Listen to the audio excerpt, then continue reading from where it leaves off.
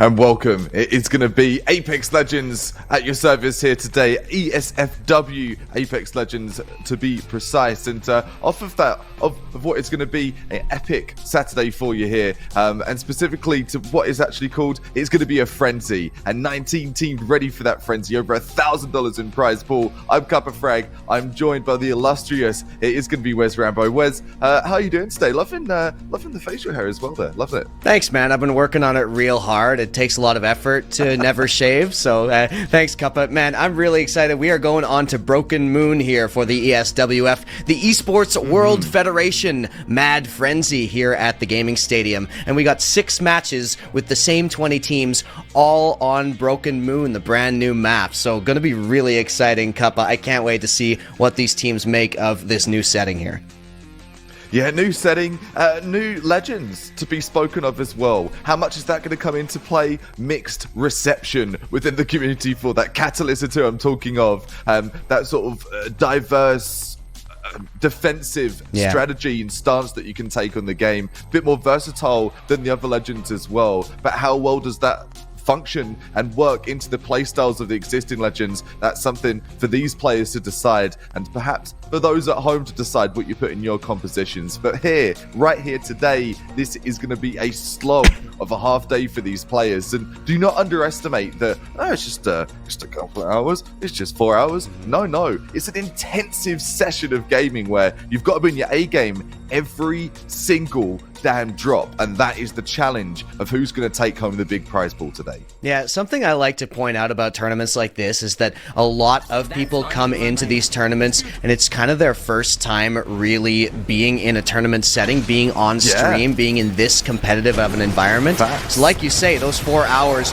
really start to weigh heavily on you when you've got all that pressure on you as a first time player inside a tournament like this, or if it's just been a while, you know. But some of these players are pretty experienced with this. Now we've got a lot of new teams. We're going to try to keep track of them, Kappa and I. We're definitely going to try to. Yeah, and we do have a Catalyst coming in on the U of A Green squad coming in here. This is one of those teams to watch out for because this is an established team. The U of A Esports project is really, really robust, and I love to see their teams come through for these tournaments.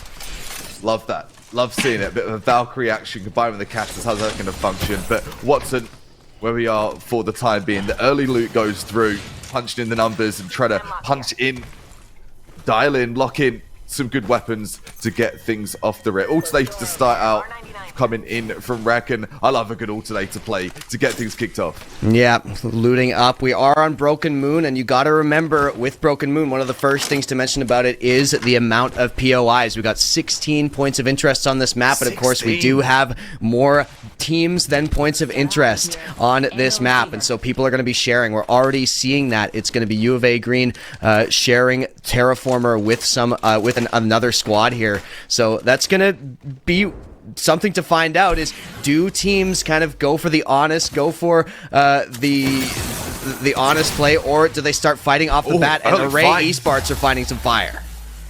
Array Esports under a bombardment here immediately. It's going to be a bit of a sketchy one in the open as well. Gets to cover and reposition, reconfigure, reshield. Array Esports like now. The contest though. Yeah, there's the Seer. Here's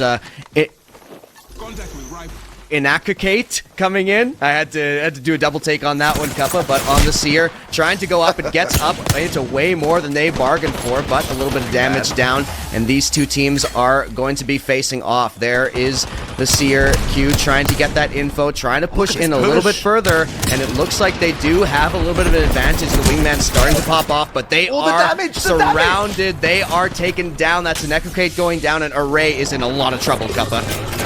Yeah, this is looking like this could be their pen for game number 1. So much bombardment coming in from Stormtroopers too. They're storming the joint and they don't want Array to have anything to do with it. Coming down to the last few movements here, the last few players, 2-on-2. Oh! What a clutch. What an absolutely legendary clutch. 1 versus 2, I take it back. With so low HP, it's Coast FPS coming through, gets to revive both teammates, and they stay up. That's Stormtroopers, the 1v2 finish with the charge rifle, no scopes. Come on, what a play to start us off. I've got goosebumps off that. We're just getting started. Clutch sauce. Someone had the right breakfast. Now, Profit on Stormtroopers, that is a name that I do recognize, actually. It's a name that I believe we've seen in some of these gaming stadium adjacent tournaments before, and so obviously after seeing a play like that, we know that Stormtroopers might be a team to watch out for. Now, Spacewalk, I believe this was one of the teams that was on that wait list, so they are coming through to try to prove themselves. They are coming through after one of the teams had to drop out, and they are needing to definitely prove themselves here as they have been gifted this spot. So we'll see what Spacewalk can do. Like I was saying before, as we started, fighting got started a little bit too fast, so we couldn't get into too much analysis. But it definitely is going to be faster looting on this because of those limited POIs, because you want to get those rotations into the zip lines really quick. And so that's kind of what we want to see, is which team can efficiently loot really, really quickly. It's always important in Apex Kappa, but nowhere is it more important than on Broken Moon. Close combat, the battles, the duke-outs already started, and the repositioning starting here from Spacewalk. Mom grabbed the camera already. That one big engagement happening. Say a 1 versus 2. Taking out the earliest gunfight from the dark sides of the Legends here. But for this one, Slept On looking to be doing anything but be slept on here. The aggression here, they see a gunfight and they're hungry for it.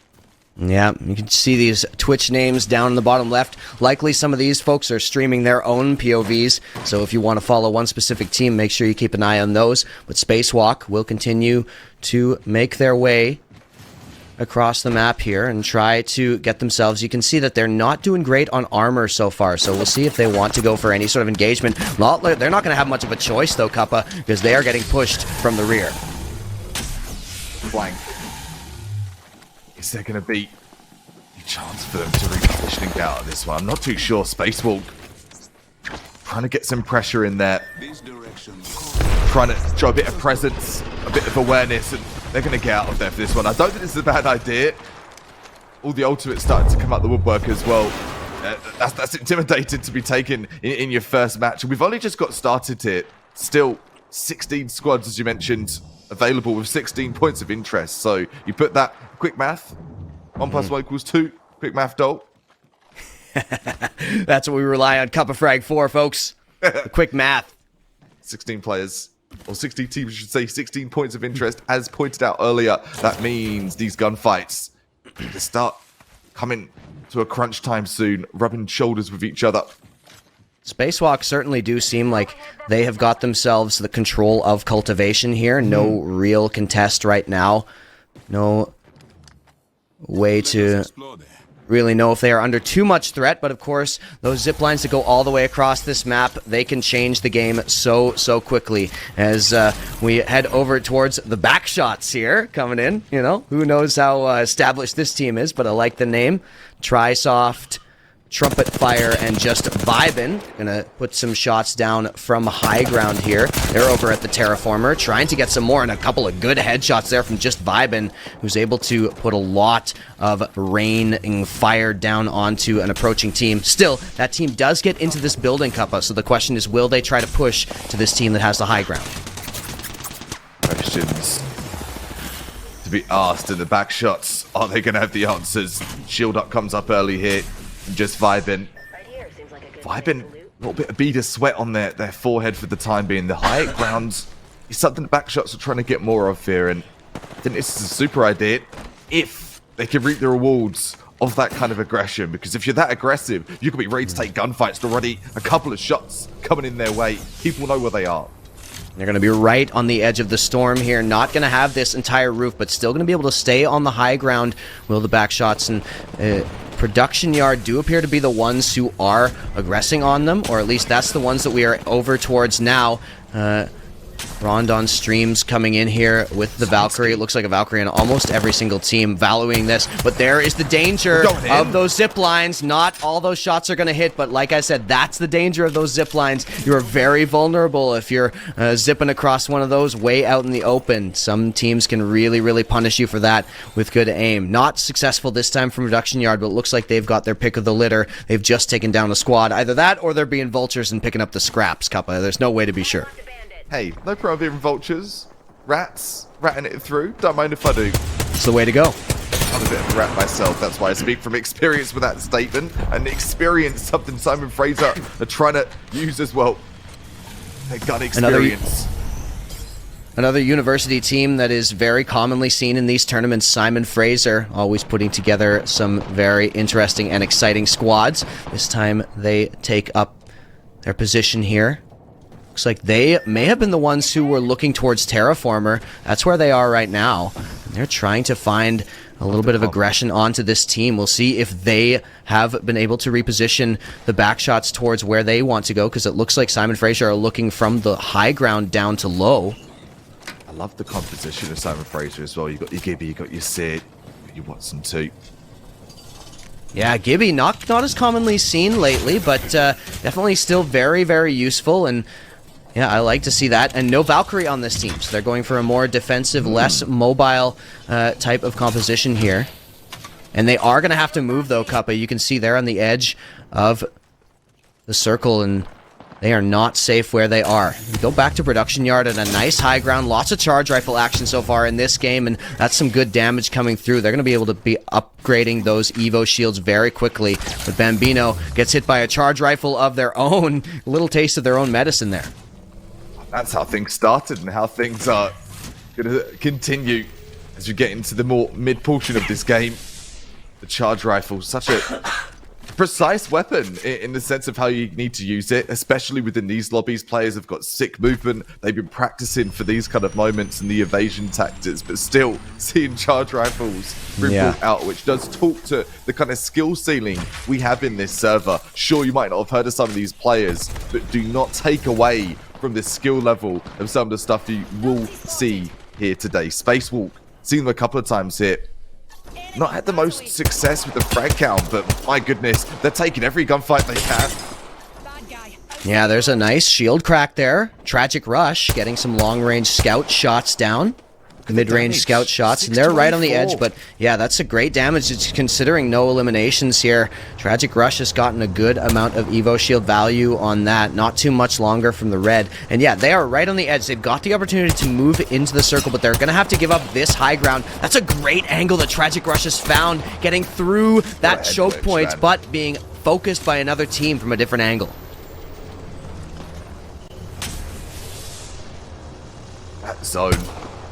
Early game, right? But it starts to get a little bit more concerning when you've got like a couple of inches to budge and reposition. Players know where you are. Spacewalk not able to really yield those frags. Sure, damage is fantastic, but damage does not really count towards that scoreboard. And you need to start seeing some frags. So that sort of bead of sweat turning to some more pouring sweat off the brows here of Spacewalk over the Team Inferno, though. Similar story, really. Yeah. Inferno is a team that we've seen in a couple of these tournaments before. Definitely some to look out for. If I recall correctly, Zan in particular is a very, very strong player. An Adept as well, one of those players to watch out for. Right now, they have got that defensive position coming through, and Zan, there you see that aim coming through. The scouts are reigning supreme in these long-range angles right now between buildings. They've got a great spot here, trying to get some more shots down, trying to make use of that Watson defensive setup, but they are going to have to move as we see the one of the final circles revealed here. If we could grab a look at the map, I would love to see that. Yeah, there it is. So we are kind of closing into a little no-name position just past South Promenade here, and Cultivation is where a lot of those teams are congregated. Look at that map. Start getting super interested now. It goes from gunfights to sort of map awareness, map positioning. Every battle royale's biggest challenge. The back shot's getting shot at the back with the flank coming through. I think it's going to be too strong if there's anything they can do. And that is going to be them eliminated. Bye-bye. That's U of A Gold. Only getting Comet knocked, not even finished. And so U of A Gold's going to be just fine here. Couple of kills to their name. Remember, it is 1 point per kill. And then a standard array of points for placement. So it's all important. It all comes into play. I love about Apex Legends, the shaking hands logo. Just to display the, you know, you're adding into the teamwork there for the assist. Love that. It's such a nice looking game, Apex Legends. Right? I just love the aesthetic of this game. Even as a caster, and like this new map, and Yep. sure, mixed report, it's just such a fun thing to be a part of. Played it a couple of times as well, mind you, but just within the casting seat on the analyst desk, so much to look at, and that's distracting as a player. Yeah, definitely got to get used to it. A lot of these players, you know, they tune it out. They're definitely used to it by now, but always love to look at that. Simon Fraser, we return to the other university team, still remaining in the lobby here. So we've got 9 squads left, so, you know, good amount of damage done, but plenty of fighting still to go. And all teams starting to converge. There is a fight. This is RAR XD coming through, and they've got a lot of kills going down, but they are in a lot of trouble. Here's Mr. Wood, and that is going to be RAR XD going down. It's Passion to finish that off.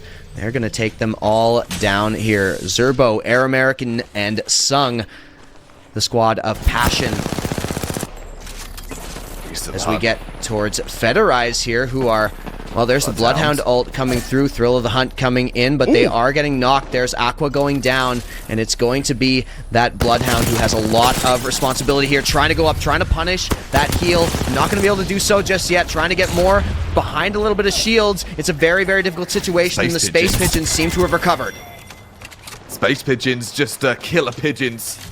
A predator in the server right now. 4 frags to the name of a very ambitious Horizon. Alwick just having a sensational performance so far this game, raining down, using that positional advantage, and this is going to be a tough one for Passion to escape from. Passion is in a little bit of trouble here, but they've got still pretty high HP, high shields, except for Sung. And they're going to go up with that Horizon ult. They're going to play aggressive here, Kappa. And they are going in on that. So much damage from that charge rifle. That's been the name of the game so far in this first game. And they are going to get some high ground. They decide instead just to use that as covering fire and back off a little bit. They take some shots on the way out, but it looks like they've gotten themselves into a relatively safe position. And you look at Zerbo, does have something to work with as well with regards to that shields department, looking so good. So many players at that point where, yeah, they're peeking their loot. They just need to peek on their frags now. Don't be shy. You see a gunfight, you've got to be confident in that Horizon ult. An exact representation of what this later game's going to start to look like. 4 squads left here. That final circle just on the doorstep for the players. They know that, and they've got to get moving. Yeah, here's Team Inferno getting detected there. And they are trying to respond here, but yeah, they do have that Watson. So yeah, you can see they're just setting up in choke points, trying to find those advantageous positions, and they can see, if you look at the map, this is the only way that that team can go, unless if they can do some crazy Valkyrie ult out of there. And so setting up those Watson walls right here is such a smart move, but we will see if they commit to it, because they are going to have to move themselves, and they also have to worry about what's behind them. Here's Space Pigeons now. We just saw them take down a team, saw them be very successful in that, and they are still going to do some damage here as we move back over to Production Yard. All red armor on the side of Production Yard here. That's what I'm talking about, right? Like, they've been farming as much as they can to be in a good position. And this is that perfect sort of posture, that perfect structure and your team backline and strategy that you need. You don't need to worry about it. It's like, guys, just take the gunfights. I'm right there with you, and we can shield gen up just as soon and as fast as we need to. Confidence is key, and that confidence in your utility and your abilities, it needs to be all there as well. Scout in the hand, such a fantastic gun, a legacy gun in the Apex realm. One of my favorites, actually. Yeah, still one of the most powerful, still extremely potent at mid to long range. Production Yard staying just at the edge of the circle here, looking at that team on high ground. They know that team is a threat. They know that they are not safe while that team still holds. So here come the Watson walls, but this is just not the type of spot you want to be in with that Watson. It's wide open area, so difficult to properly defend yourself and properly utilize that ability, and so they are going to push back into the middle cuppa. They are trying to get some more cover, but that team on high ground is still a threat. High ground, great, and if you played any Battle Royale, that value is invaluable to be that high on the map. Just get the bird's eye view from Production Yard as well. Just everything they see. I love this picture-in-picture situation we have here. You can see the Caustic team up in the bottom right there.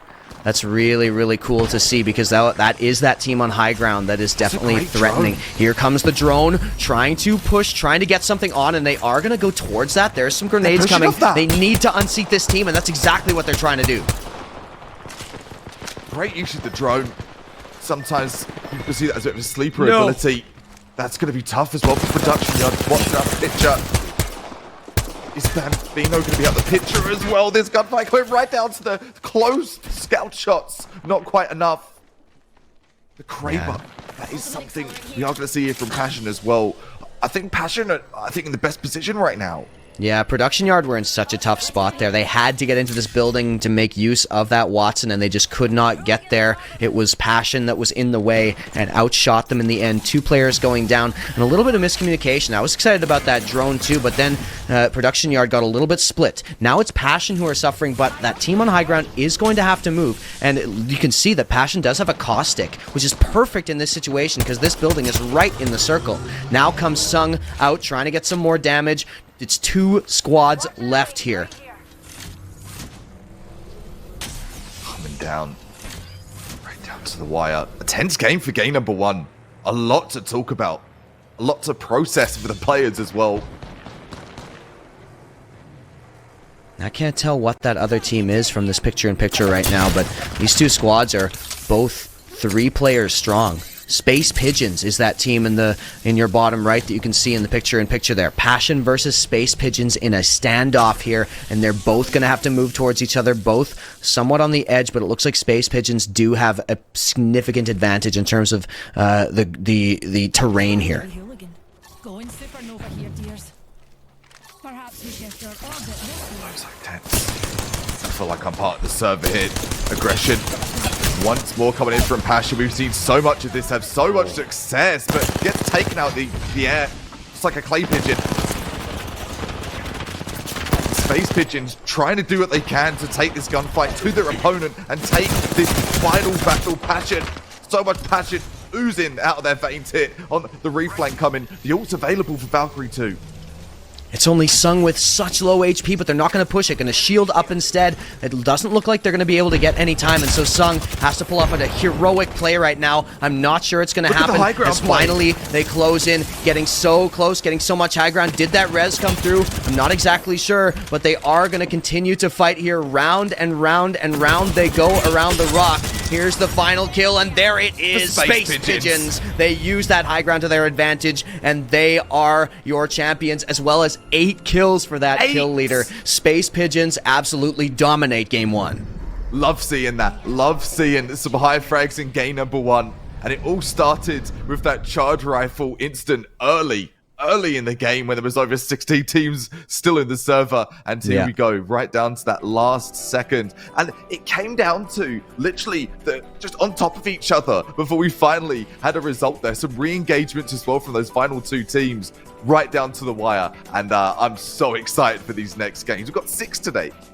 Yeah, 6 of those action-packed games, and we saw it, Cuppa. We were talking about kind of the implications of Broken Moon, the way it's going to play out. Fights potentially could be happening all throughout the game, and that's exactly what we saw. Some early contests on those POIs, fighting in the mid-game, and of course, that final battle as it closes in. So Broken Moon definitely delivering the hype, if nothing else. I know we talked about it being a divisive map, but definitely a lot of fun to watch. It was so spicy, and I really am impressed with how the map filters the players into those earlier gunfights. And think of it as you will, maybe for an outline play, like, man, there's spots I can play kind of that readier play style that Battle Royales usually welcome. And trust me, I've used that for years and years myself as well within Battle Royales. But for this will make your skill, your gun skill, you have to be more showboaty, you have to be more confident early on, and you have less chance to get that build up. So a bit more pressure. Every player is kind of in a pressure cooker on this map, and I don't think that's a bad thing, especially on that competitive playing field that we are here right now for the Apex Legends Frenzy, all presented to you by ESFW and the Esports ESWF. Federation. He says WF, sorry, Esports. I was about to say what it is, ESWF. I'm not letting you get away with it. Thank you. This time. Thank you. That's okay. I've got it represented and written down as that. I'm going to delete that right now. The ESWF. Thank you. Esports World Federation. Thank you so much once again for helping us put this on here at the Gaming Stadium. And we will get back to you soon with that updated leaderboard. But for now, we're going to take a quick break as we get ready for Map 2. We'll see you soon.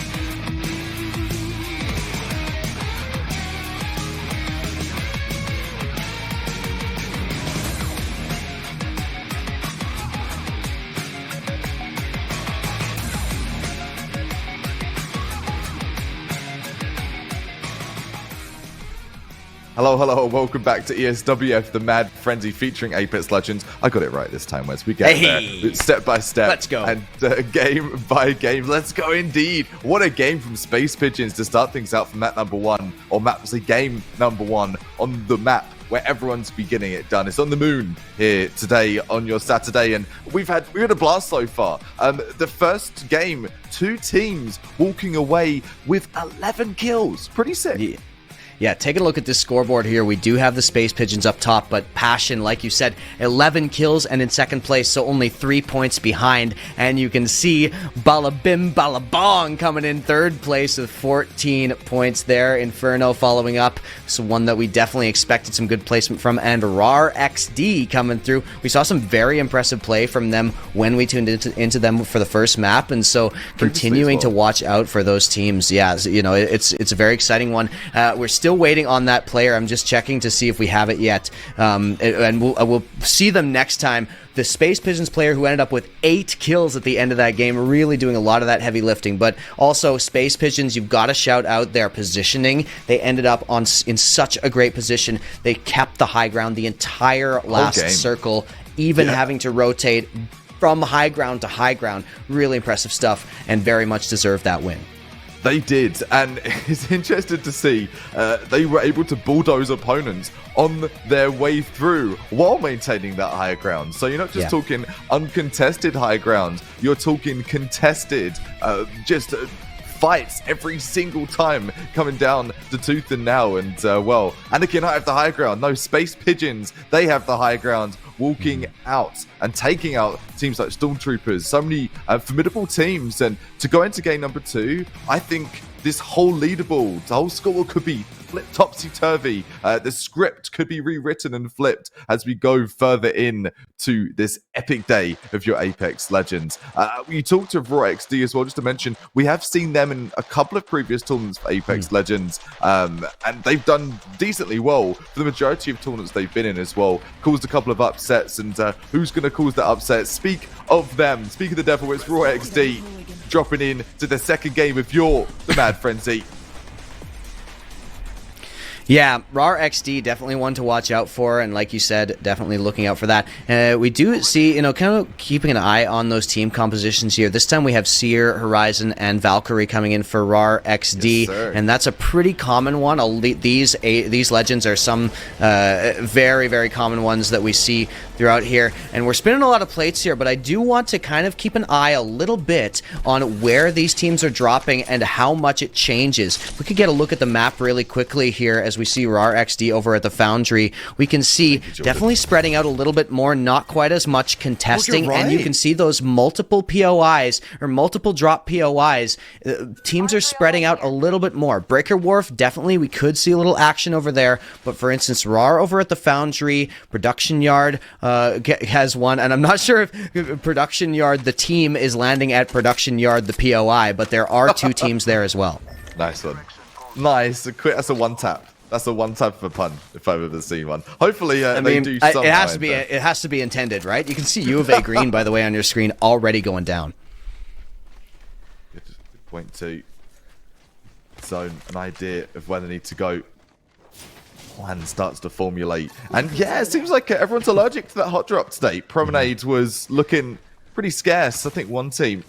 Well, yeah, and you got to mention, in a lot of competitive tournaments. Hang on, I'll talk about that later, because the back shots are absolutely giving some side shots over to a team over there. That's lit up from just vibing. 25 damage left to upgrade that shield. Trying to push forward, trying to get more. That player's on flesh, and that is going to be the knock. And so Trisoft as well getting one down. Looks like the back shots. There we go. Easy elimination right there. They're going to take that team down, no problem here. And over at Bionomics, they are going to have their pick of the litter of all this loot. What I was saying before, though, Kappa, is... Nope, it's gone. It's totally gone. It'll come back to me. It's okay. You know what? There's so much going on. There's so much happening. We got lots to talk about, because there's another fight. Oh! Duck cheeks. Duck goes goose. Down. Here we go. Duck goose. Tap away with the wingman, and a wingman to their team. Bloodhounds just fragging out so far. Just a reminder, 11 kills. We're seeing 2 Already 2 hit from my Trisoft. I try hard. Go on. Go back to it. Hit it. So yeah, it's because of all these drop points, all these POIs, we have to kind of take into account that in a normal competitive tournament here, as we see SRC Gaming get some damage down, in a normal competitive tournament, often you'll see teams claim spots before the game and kind of get a gentleman's agreement to be dropping at those spots that they choose. In this tournament, from what I saw, there was none of that. And so it's a complete free-for-all. So we may see that develop over the course of these 6 games where all of these teams are the same, all of these 20 teams are playing against each other 6 times in a row. We kind of see that agreement maybe develop over the course of, so the first 2 games might look a little bit more chaotic. Here's SRC trying to create some chaos, trying to get some aggression. I hope it's all tournament, Wes, that we see this kind of, this more of a free-for-all aspect. Definitely a chance. I love that you kind of break that down and introduce that thought, because yeah, it does seem there's a lot more sense of chaos and a lot more panicking for that portion of early game, and it speeds up the game even more, as well as this newer map. So 2 elements to be a catalyst, all puns intended, to speeding the gameplay up here today. Oh, and there is the launch, but that's going to be the knock in midair. MC Dude gets that one down, and SRC, it looks like they are going to drop. That's shields cracked. SRC are absolutely venomous. They are absolutely feral right now, coming in, trying to get more, and that's going to do it. Neos 1 is the team in the crosshairs, and SRC absolutely eviscerate them. SRC fatality. Absolute fatality. Finish him. Yep. Wrong genre of game, but you can feel the pain. You can feel the pain in the main vein of this game right now. Teams want to get those early game points. They want to establish their dominance, establish their position on the rankings. And there's no better time than the present. Early games, you're feeling a bit more energetic. And talking of energy, Space Pigeon still feeling that energy from the last game. Already down to 3 players, though. And that aggression going to get punished on the high ground, even on this turn. It's only that's unfortunate. Nice time to switch over to Mayborn, but SRC still playing very well. All of them on purple shields already, and they've been that way for a while. They are really, really stacked right now. But yeah, you did see Space Pigeons getting into a bit of an unfortunate situation there. It's only a wick remaining, and I think they're nearby to this location here, but we're following SRC because they might be kind of trapped in this little alcove here. There goes the Bangalore ultimate. They're trying to reposition. They're trying to get the heck out of there, and yeah, you've got your frags. Don't get greedy. Don't get greedy in early game. I think some of the Space Pigeon suffered from there. You get that adrenaline rush, right? From that win, you're like, we're winners. We can win every gunfight we take on. No, that's incorrect. You can't. You've got to be able to be humble in the right positions, and the Space Pigeons, I think, if I'm not mistaken, if production correct me on this, I think we're taken out in that gunfight too. So, if not, they were very close. A wick does seem to have stayed alive. So yeah, we are going to continue to see if a wick can continue Space Pigeon's trend of at least getting some placement, at least getting some points here. Passion, second place team from the first map, they are in a bit of trouble as well, getting fired on from both sides, and it's Zerbo who's in such trouble here. Does manage to get behind a little bit of rock, but there we go. Look at that tactical. That's so much damage, and Zerbo just stays alive. Heal, heal, heal. So many medkits at disposal of Zerbo here. Horizon trying to see the light of the horizon, but seeing nothing but shadows and clouds right now. Good reposition. Might do something for them, and it will. Look at that movement. Just bouncing. Buddy hopping onto that zip line and says, get me out of there. Love watching a Horizon player who knows what they're doing with that movement. So fun to watch. Passion does manage to get out of there, and that's what we're talking about with this new map, with those zip lines. The rotations are so quick. The momentum can turn at the drop of a hat. That's exactly what happens here, and they've got the Caustic. Once again, Passion playing a little bit more of a defensive style with that Caustic and Valkyrie, and so they are going to be able to set up over here at this no-name location just by the promenade, so we'll see what they can do with that. We move over to RAR XD, one of our top placing teams, but they are going to be pressured hard, and they are going to be taken down so quick. Melted by Team Inferno. Their opponents just caught in the blaze of their attacks here, and we did see that, I believe, in game number 1 as well, in the later game, Space Inferno having some high impact. A couple of frags to name right now. Lots to compete with, though, and a couple of teams solidifying that early, late circle positioning. We want that position a little more. Frags and passion. Bit too passionate. That's a gold devotion, but it doesn't get anything, and that's passion going down. Stormtroopers close in on him. Way better aim than the Stormtroopers you know, and they are coming through with those frags. That Stormtroopers now taking up this position by North Promenade, getting themselves into that defensive position, and they've got such a great way to loot here. They have so much available to them. You saw that that gold devotion. Definitely possible one of them could pick that up, because that is arguably the deadliest weapon in the game. It is. The Kraber. I think that's the only one that stands above it, aside from that. Within terms of damage and that one-hit ability. I just want to say as well, Passion now, that's the second team, or pardon me, the second place team from game number 1 out of the game. That's 11 frags, and I don't know what they were at for the frag count before they were out, but that is a lot of frags available for the rest of the server. So who's going to take those? I would love to check in to see if a Wick somehow survived, and yeah, you do see a Wick way out in the zone, way out in no man's land. Then there we go. So the Wick definitely is going to be able to stay alive. Has a wide open area at the edge if they can make it there. But here's Array Esports coming through, and they have some good loot to their name as well, and they've got a great spot here, building in the middle of the circle. They might have the crosshairs on them. They might have a target in their back soon. Array a lot to do. They're not looking the best in the frag department right now. We've seen some damage, sure. We've seen consistent damage, but we need to see consistent finishing off of those damages and bringing the frags home. The most difficult thing to do. Easier said than done, mind you. Production yards, a name we've said so many times. Not just about the location on the map. I'll have to follow them. I didn't quite notice if they actually landed at production yard. They are trying to take control of this area. This is kind of a unique area of this map. There's lots of buildings, lots of, you know, almost like an entire city to play with here. The Foundry, which saw some teams land at. Production yard now taking the southwest corner of the map. You're right, there's so many different angles, so many cheeky shoulder peeks that you can make. Production yards been doing their research. What suits their playstyle best? That flat line. So many bullets available at disposal too. The range superior to a lot of weapons. Yeah, it's not the best for long range, especially against kind of the likes of a charge rifle and a scout, which is what Bambino seems to be up against here. But the drone will come through, try to get some info here. Trying to get something to reveal. The doors close, denying that drone. We are not open today.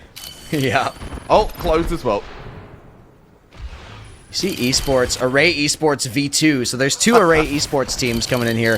V2 goes down, V1 the only one to remain. Bambino is trying to open all these doors here, and there's the crack coming in from that. And they're going to take that opportunity to push, actually, production yard going in and trying to get themselves a little bit of aggression, get themselves those kill points. Rockstar chucked into the mix as well, trying to get some utility. The sonar, the scan comes in. Info, recon being exchanged from both teams. So they know this is going to come down to the fight. They have to go in for this. So one team does. Another scan coming through from the Bloodhound too. They're pushing in on those. They're stuck inside this building. What a great angle Sineski gets, but yeah, Watson is everywhere in here. There's the knock coming through. That's your fave going down. One has to push out. That's only one player remaining. Bambino does go down. The crack comes through. Just get into the building, and Sineski trying to hunt them down. Superior movement from this horizon to Sineski. There he goes. That's one. That's Federize going down. And they got the res off just in time. So a nice play with a little bit of aggression. But Federize gets punished in the end. And they had to push out. I guess they were cleared out somehow of that building where they had all their defenses set up. And once those defenses aren't usable anymore, you can't get a lot out of that Watson. No, you can't. Watson, a very situational legend. And situation serving short of the task that was needed there, unfortunately. From Watson to Horizon, though. What's on the horizon for this team? ESWF Gold. Still looking to really get involved for this game. Still plenty of time, though. Still 9 squads left. According to our math. 9, 18. It's 27 players.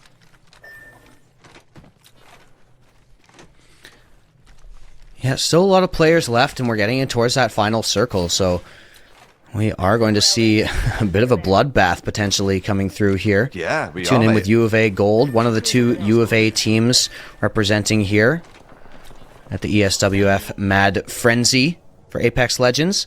As we close in, still lots of the map available to play with.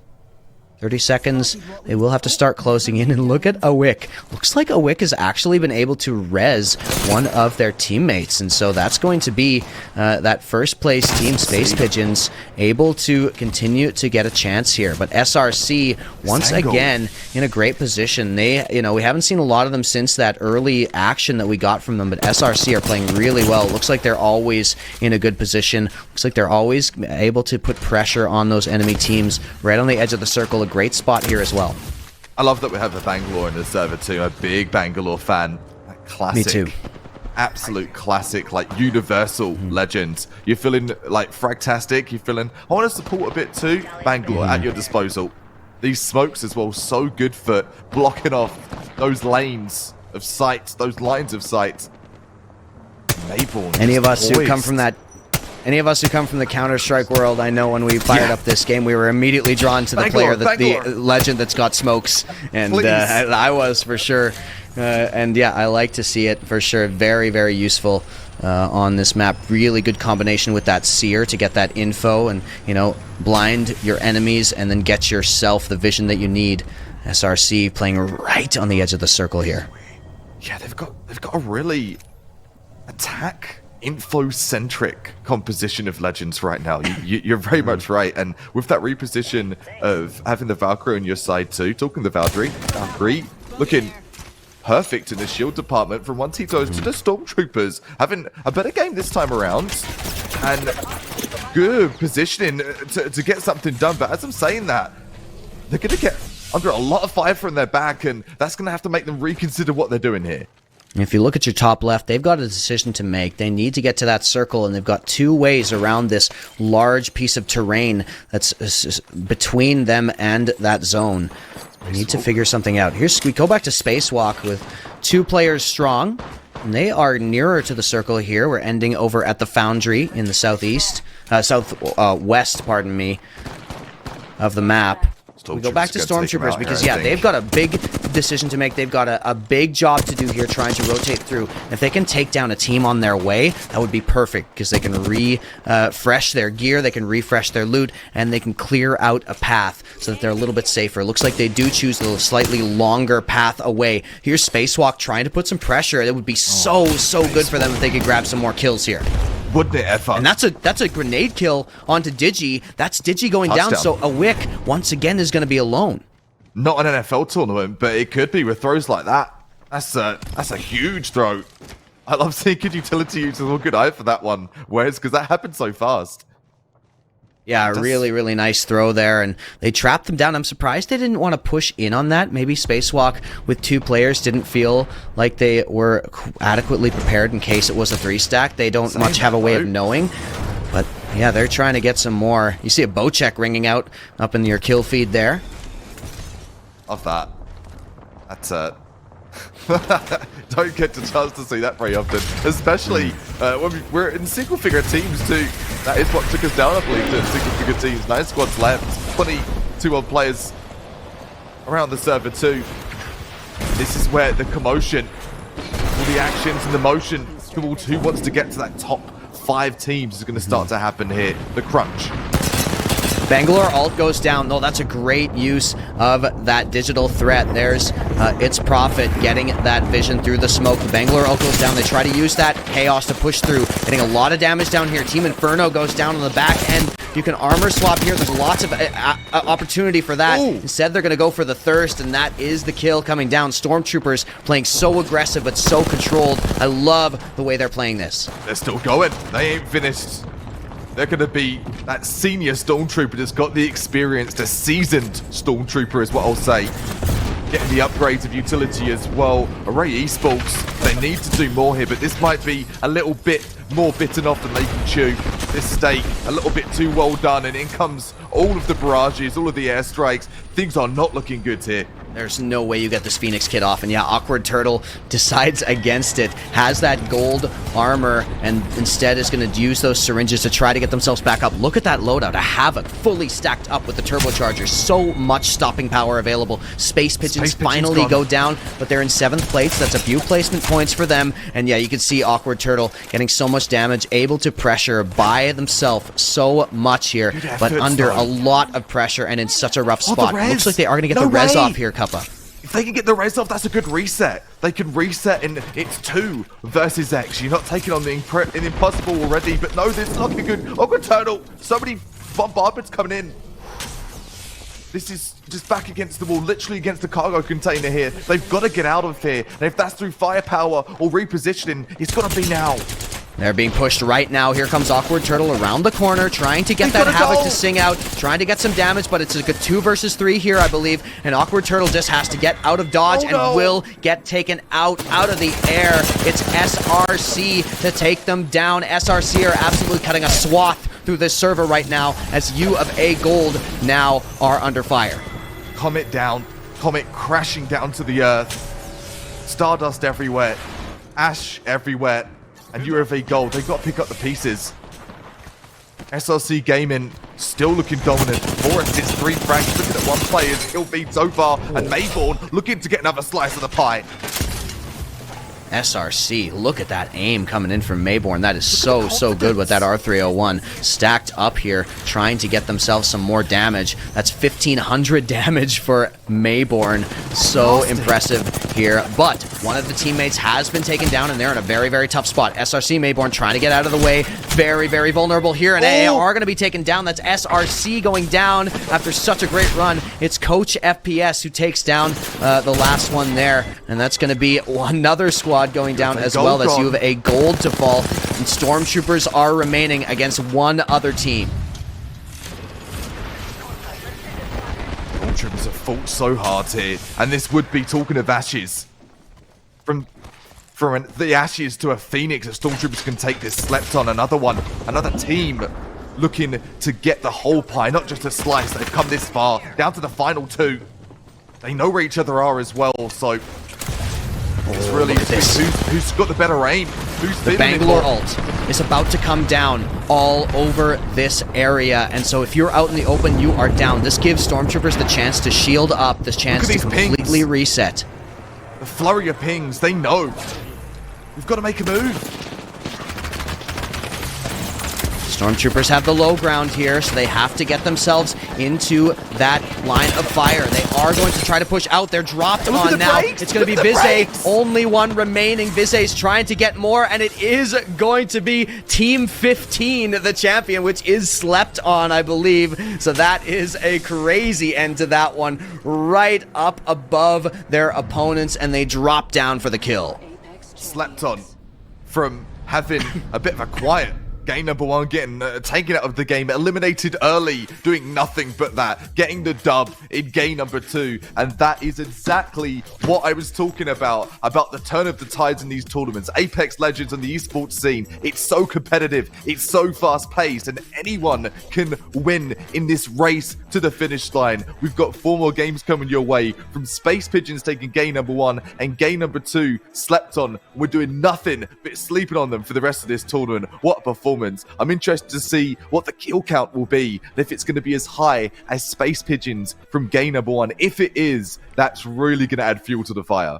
I mean, I'm really excited to see what SRC's kill count ended up being in that game, because they were putting down fire every time we saw them. So much action found by that one team. They ended up, I believe, somewhere around the top 7, top 6. And yeah, but you know, it slept on. Definitely, that's something we were doing, because we barely mentioned them at all as they were coming through in these first 2 games. But they are not going to be slept on any longer, that's for sure. So we will be back with the scoreboard very soon. We're going to take a quick break break to get that all ready and get the third lobby ready to go.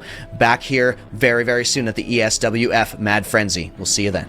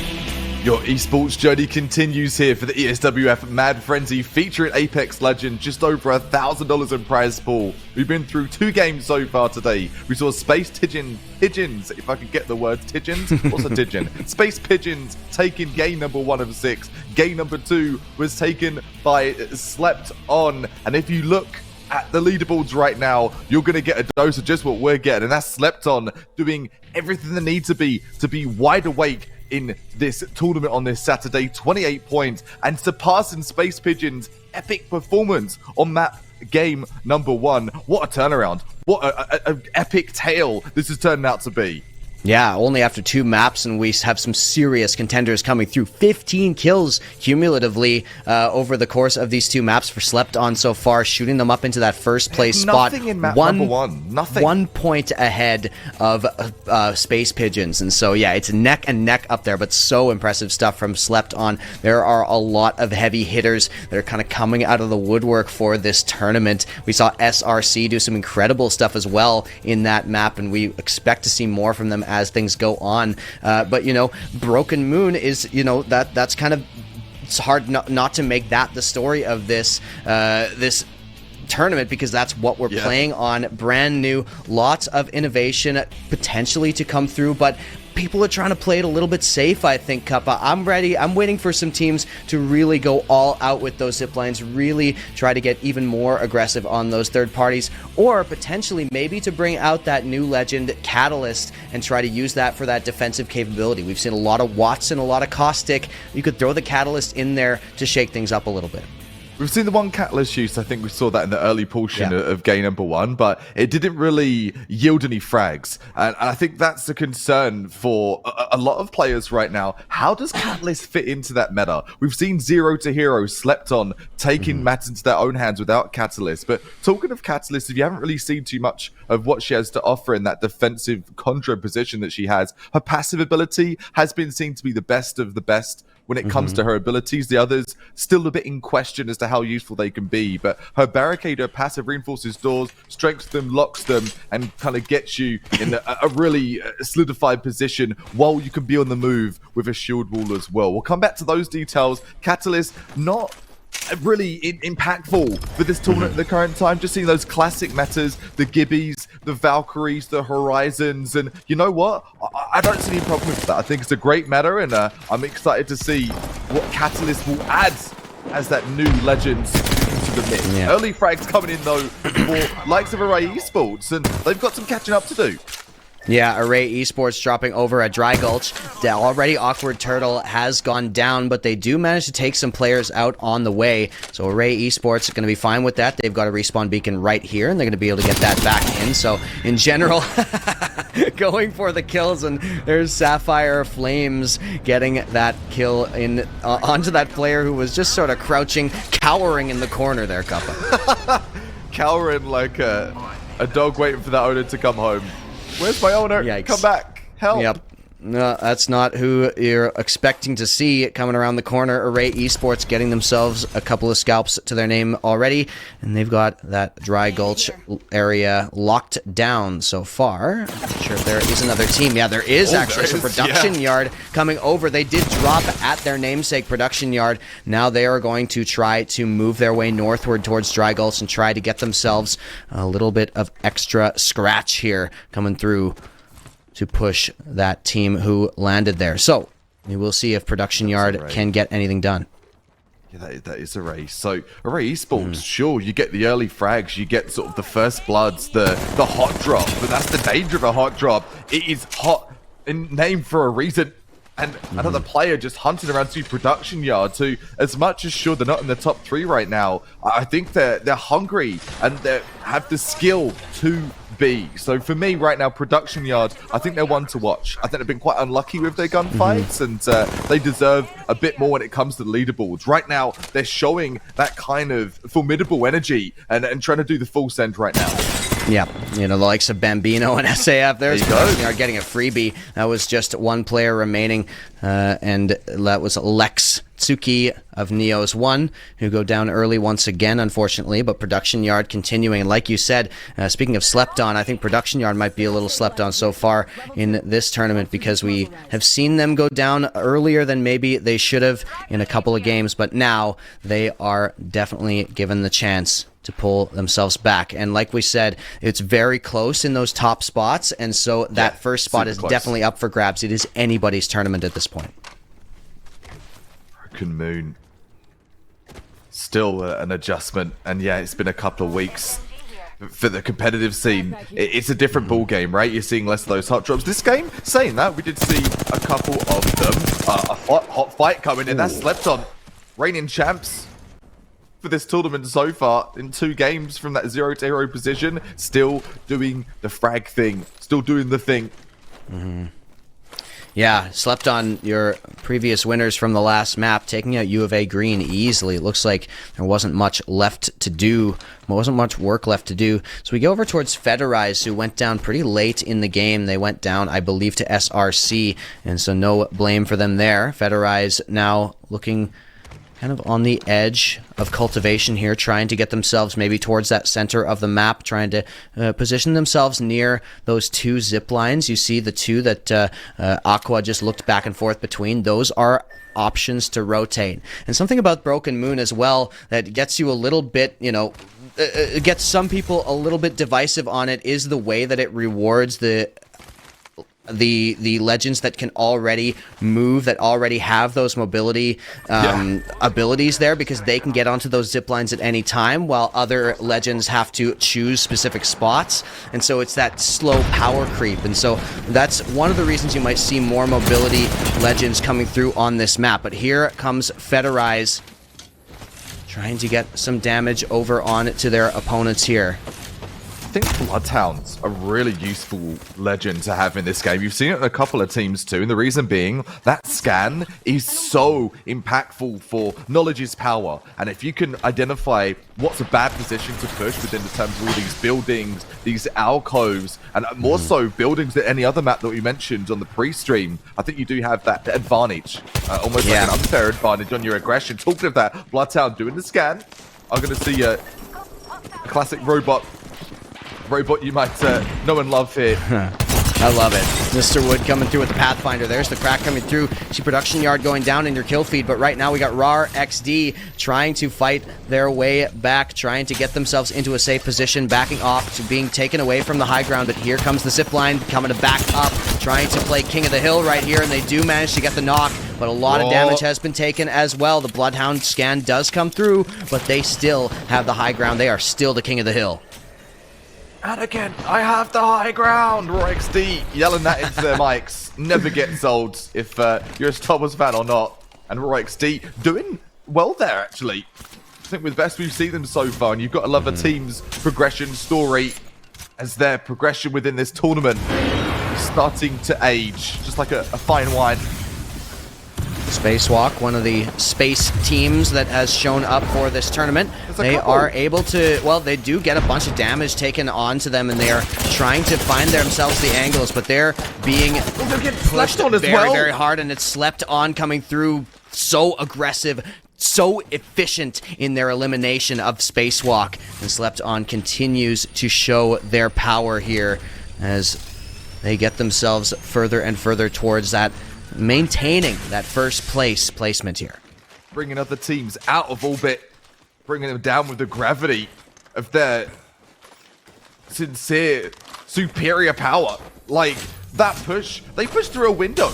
They actually pushed through a window. 3 players just jabbed, hey, watch out the way, I'm taking this frag. And that's the kind of aggression and energy we're seeing early on. And we're still in the double figures of teams. I'm talking well in that, 13 teams. SRC Gaming, one of those 13 teams that have shown more aggression than your average bear. Saying that, another distance frag, the flatline. Something that we've seen Vazza have quite a lot too. Not necessarily the best weapons for the gunfight, but hell, goes for it anyway. Yeah, pushing against Array here. SRC definitely one of the deadliest squads that we've seen so far, and they are going to try to continue to push that pressure, but it's McDude going down, actually, and that's Zerbo coming in to try to join that fight. I believe that's from Passion, and so that's going to be very, very difficult because Passion, of course, is one of those other teams to watch out for. SRC do not want to mess with that, and they're actually going to back right off, leaving McDude to be finished off. Array Esports does go down in the end, but it is going to be SRC who have to go back and lick their wounds. They're going to be playing 2 players strong only as Zerbo picks up the scraps here. McDude gonna McDie in the Mad Frenzy in game number 2. Or game number 3, I should say, pardon me. I'm getting caught the names, and it got me hungry for a Mc something, but that's for after the show. Right now, who's going to be building up that burger? That burger of goodness. I'm talking the recipes for success to get to at least the top 10. SRC Gaming, they've lost a key player, and they really want to go for that banner, and I don't blame them. The smoke comes up from Bangalore. The recovery mission begins. Oh, Mayborn is the hero here, trying to use everything at Bangalore's disposal, and does manage to get out. We'll see if Mayborn is free and clear. It looks like they might be. Very, very impressive. I love to see that heroic play, that absolutely selfless attitude coming through from the member of SRC. Mayborn, definitely one of the best players in this tournament, and is just showing that they still want to rely on those teammates. They still want to be 3 players strong, and they will spend a lot of resources to do it. Teamwork makes the dream work, baby. Every single game, especially the World of Apex Legends. I need my player back, that agility. I think it was the Valkyrie of McDude. We need you, dudes. We need you to stay alive. Don't get too aggressive. Bangalore's the perfect legend for that as well, being able to speed up when she's being shot at. Now there's another Bangalore ult coming down, and Slept On is going to drop on that team if they can. Here's Seer coming through, trying to get them some info, trying to push down, and these teams are tucked into that corner. Psycho already getting a bunch of kills, being fired on by another team, but Slept On still have so much pressure here. You say tucked in. Also, you say tucked away. I say tucked in as they'll be tucked into bed. Night, sleepy time if they're not careful. Slept On, trying to return fire, get the response in with some barrage of bullets too. We've not seen Slept On lose too many of these engagements, but this one looking a bit shaky for them.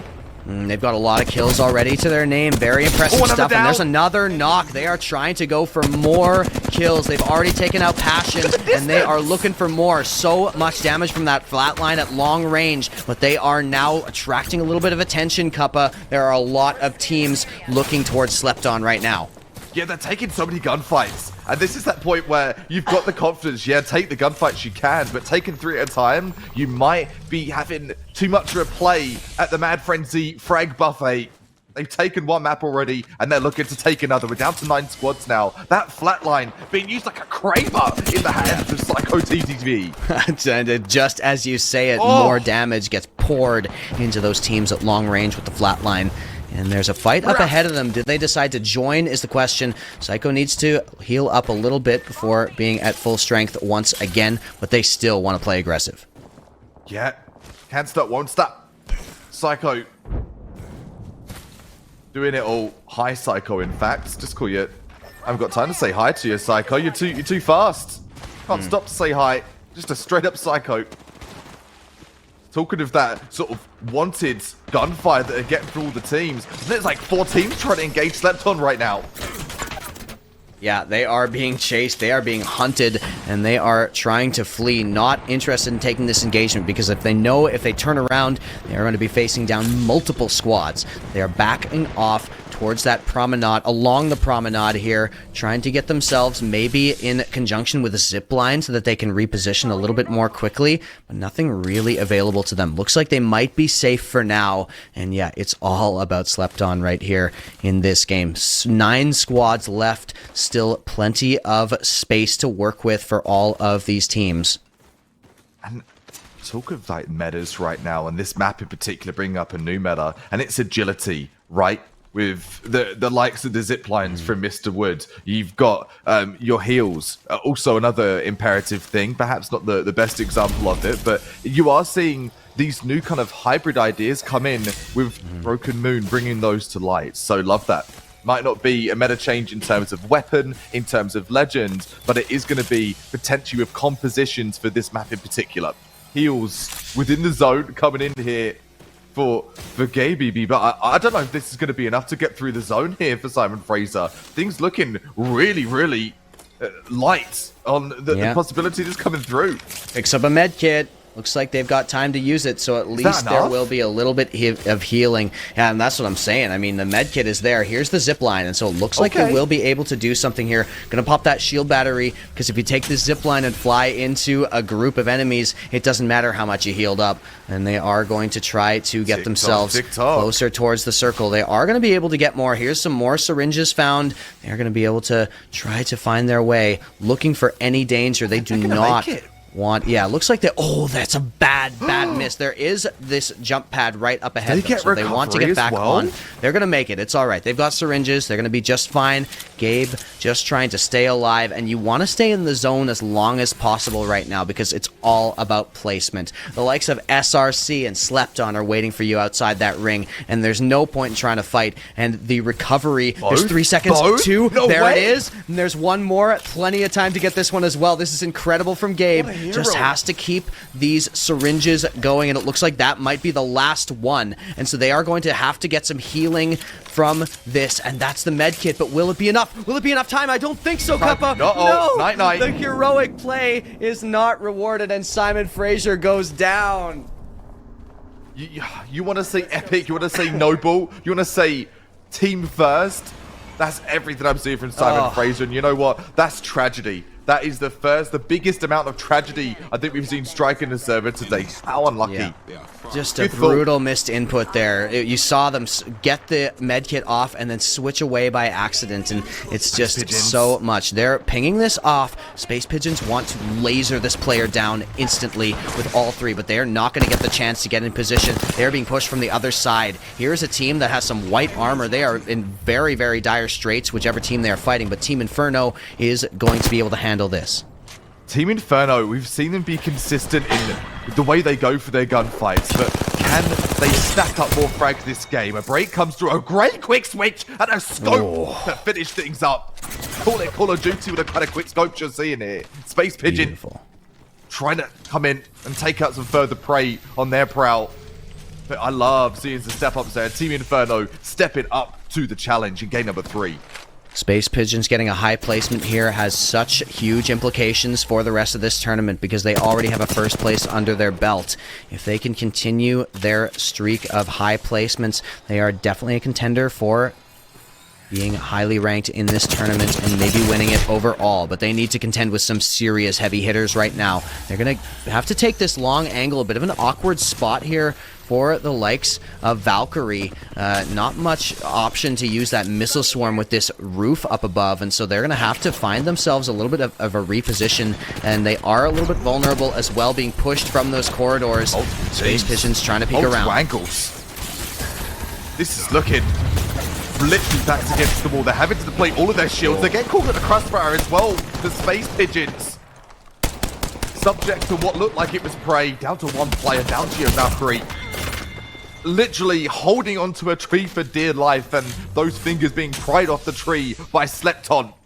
Taking game number 2 and looking to push on through in game number 3. Down to the final 2 squads. Where did that come from? 7 frags here for Psycho.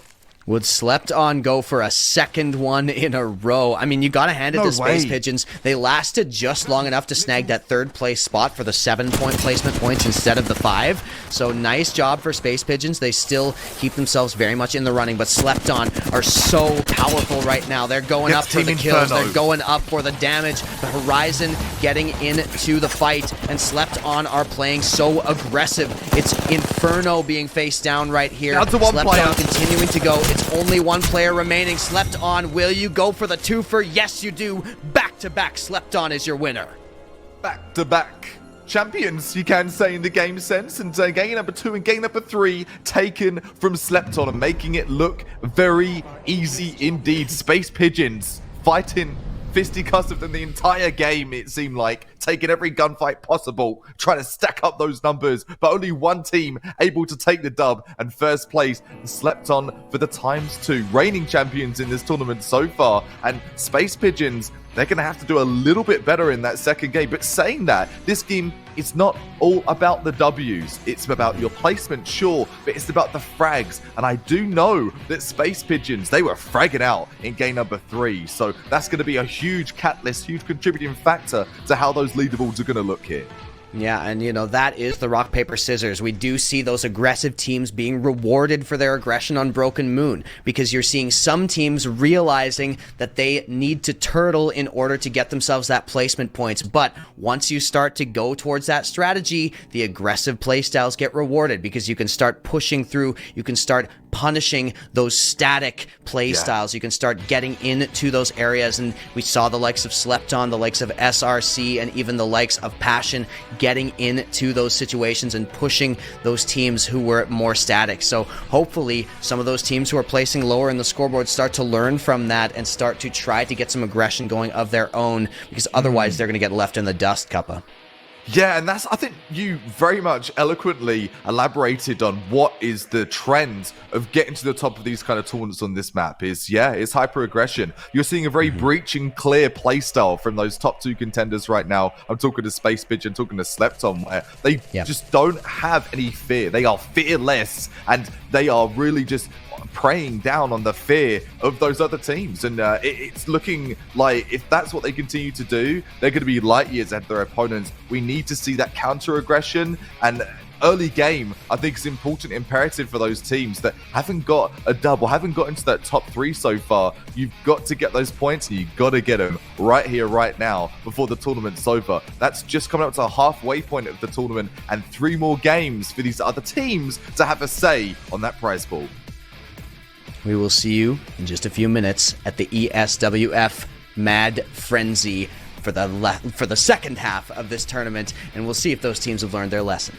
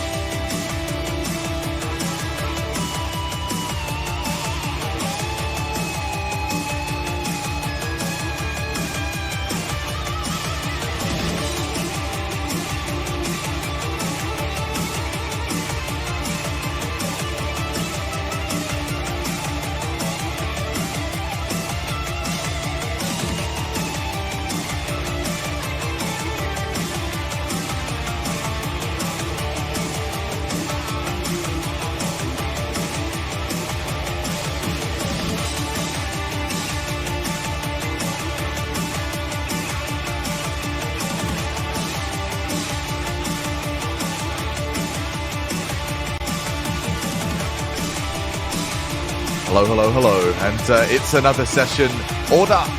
It's going to be more Apex Legends coming your way for the Mad Frenzy, and it's all courtesy of ESWF. And what does that stand for? Just in case you're wondering, it's the Esports World Federation, as Wes correctly informed me of earlier on. And with that being said, over $1,000 is what these teams are fighting for the overall prize pool. Slept on a dominant showing in game number 2 and number 3. Space Pigeon still tailing behind quite closely at 39. Team Inferno at 36 for your top 3. Passion and Stormtroopers, they have been worthy mentioned as well. We've had a lot of portions, we've seen them on the stream, 28 and 26 points. So top 3 really was sort of the prize pool is going to be dominant and be the highest. Do you think there's going to be any change, or do you think it's going to be a slept on show, Wes? I mean, 3 games, 38 kills, and 2 first place finishes. This team is absolutely shredding right now, Kappa. It is ridiculous what Slept On has been able to pull off in the first half of this tournament. And, you know, one more really good placement, one more really high kill game, and Slept On could get themselves into an uncatchable position. So we're going to look at those teams that are just before Slept On, because like you said, top 3 are the only ones that matter, the only ones that get prizes here. So we got to look at those teams that are just trying to bite at their heels, who might even want to try to get a little bit more aggressive and try to take down Slept On early, or at least get themselves super high kill games so that they can even challenge. Because with a lead like that, you cannot play passive as, you know, the likes of an SRC, the likes of a Passion, the likes of a Space Pigeons. You have to play aggressive. You need to make up that difference. You do. You got to come in hot. And I love this cam, just seeing the dropship go off into the distance, the players drop in to potentially their doom. Who is going to come through victorious above else in game number 4? Space Pigeons needs to do a bit more. Space Walk, where we're going to see taking this first gunfight here. This first hot drop. Can they do better than we saw previously? They are great on these hot drops, but furthermore from here, where do you go and how do you bolster up your defenses? And is that production yard getting contested on their namesake drop? I'm not sure, but this is production yard we're on right now. And so that's the question. Will they be able to take down the kings of production yard here? Spacewalk definitely playing pretty well so far. And they're already getting some kills, trying to push a little bit further on. Now this may be production yard here coming around the corner, but great shots from the close range scout. So impressive, but gets taken down. That's Inferno getting eliminated. It's Spacewalk with now only 1 player remaining. Balabim Balaboom was eliminated here. Balabong, actually. Spacewalk has some reses available to do, and do they manage to get the elimination? Looks like they did, so Spacewalk licking their wounds here, but they've won the site. Licking their wounds and, you know, like, so cats together, just lick each other and say, let's get up, it's okay. We're surviving this one. Yeah. We're making it through, and making it through with a couple of frags too. Love that. Absolutely love that. Early game dominance. They've got to build upon it. Getting the good helmet, that check mark. Getting the good shields, check mark to that as well. For the map right now, no one's in the zone. Not any players are in the zone. And you're going to notice it's a little bit more sparse, a little bit scattered as well, because we had a couple of teams drop out, maybe facing down a little bit more, biting off a little bit more than they could chew entering this tournament against some absolute gamers beasts right here. Some like legit just pro players are have made themselves known, or some very, very high level players in this game. So a couple teams have dropped out. We started, I believe, with 15 or 16. We're already down to 12 as those first drops come through, but it's going to be more spread out. It's going to be a little bit more cautious, a little bit more careful, and a little bit less of an opportunity to rack up very, very high kill scores. So we're talking about placement. We're talking about positioning in terms of what the strategy might be, especially for a team like Slept On, who already have such a nest egg. UFA Green too, they need those frags. They need those frags to happen. They need more opportunities for those frags to come to fruition too. And you bring up a very valid point. It's not just, oh, there's less teams, less contacts. There are less frags available for the entire server. So those higher frag numbers that we have right now for Slept On, yeah, that could be perhaps a little bit of an advantage for them. But saying that depends on the situations that arise in this early portion of the game. Hearing a lot quieter right now. And as I mentioned, just teams littered across the outskirts of the map. So this one, as you get to later portions of these tournaments too, it starts to slow down a little bit, and even more of a reason for it to do so right now. Get that util, get that great equipment in the early game, and make that later game a bit easier to digest. Absolutely. We tune in with Passion, one of those teams who definitely want to be challenging for that first place spot. But as we said before, these are the teams that need to go for those kills. And so everything just got even more difficult for them with fewer players on the map overall. But they are going to still be trying to play aggressive, try to play smart. Passion has been doing really, really well. They've been playing these fights extremely well. And I've noticed that Passion has been successfully third-partying a lot of the time. In particular, Zerbo is racking up lots of long-range kills, long-range knocks in this game. There is the Bloodhound scan. So there's the ult popped already. The hunt coming through. Passion is going on the aggressive. Passion. Bloodthirsty. Hostile detected off that scan though, and here we go. See a couple of footprints. Gets a whiff of an enemy, and they're going to go in hungry for this. Passion. Now's the time. Late tournament. Frags right here, right now, and I'm not going to worry about any of these risks. I don't see risks. I just see the enemy's fear. Getting a lot of info. That ultimate was used so well to get information. Not going to be able to be used for combat, but Passion has so much perspective right now on this fight, and they're going to go in. Zerbo, though, already goes down. Got the break. Ambushed, but it is going to be so much damage coming in from Sung, who's got the most info of all. Zerbo gets finished off. It's Air America and Sung remaining, and they're going to try to get some more damage down. Here's District coming through as Spacewalk are the ones to try to take this fight, and they look like they do have the upper hand here. Tragic Rush gets taken down. It's a 2 versus 2, but Passion goes down just like that. It's going to be Spacewalk taking down one of the heavy hitters of this tournament. Bro, Spacewalk doing the moonwalk. Loving it. Hero Broken Moon, that's sick. That's what we need to see out of those teams that have been on a bit of a struggle bus here so far today.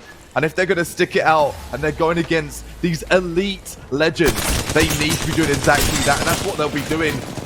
Same for Federize. They've got to get these big tasks, those challenges now. That's taking out other players. Trying to do so right here, right now.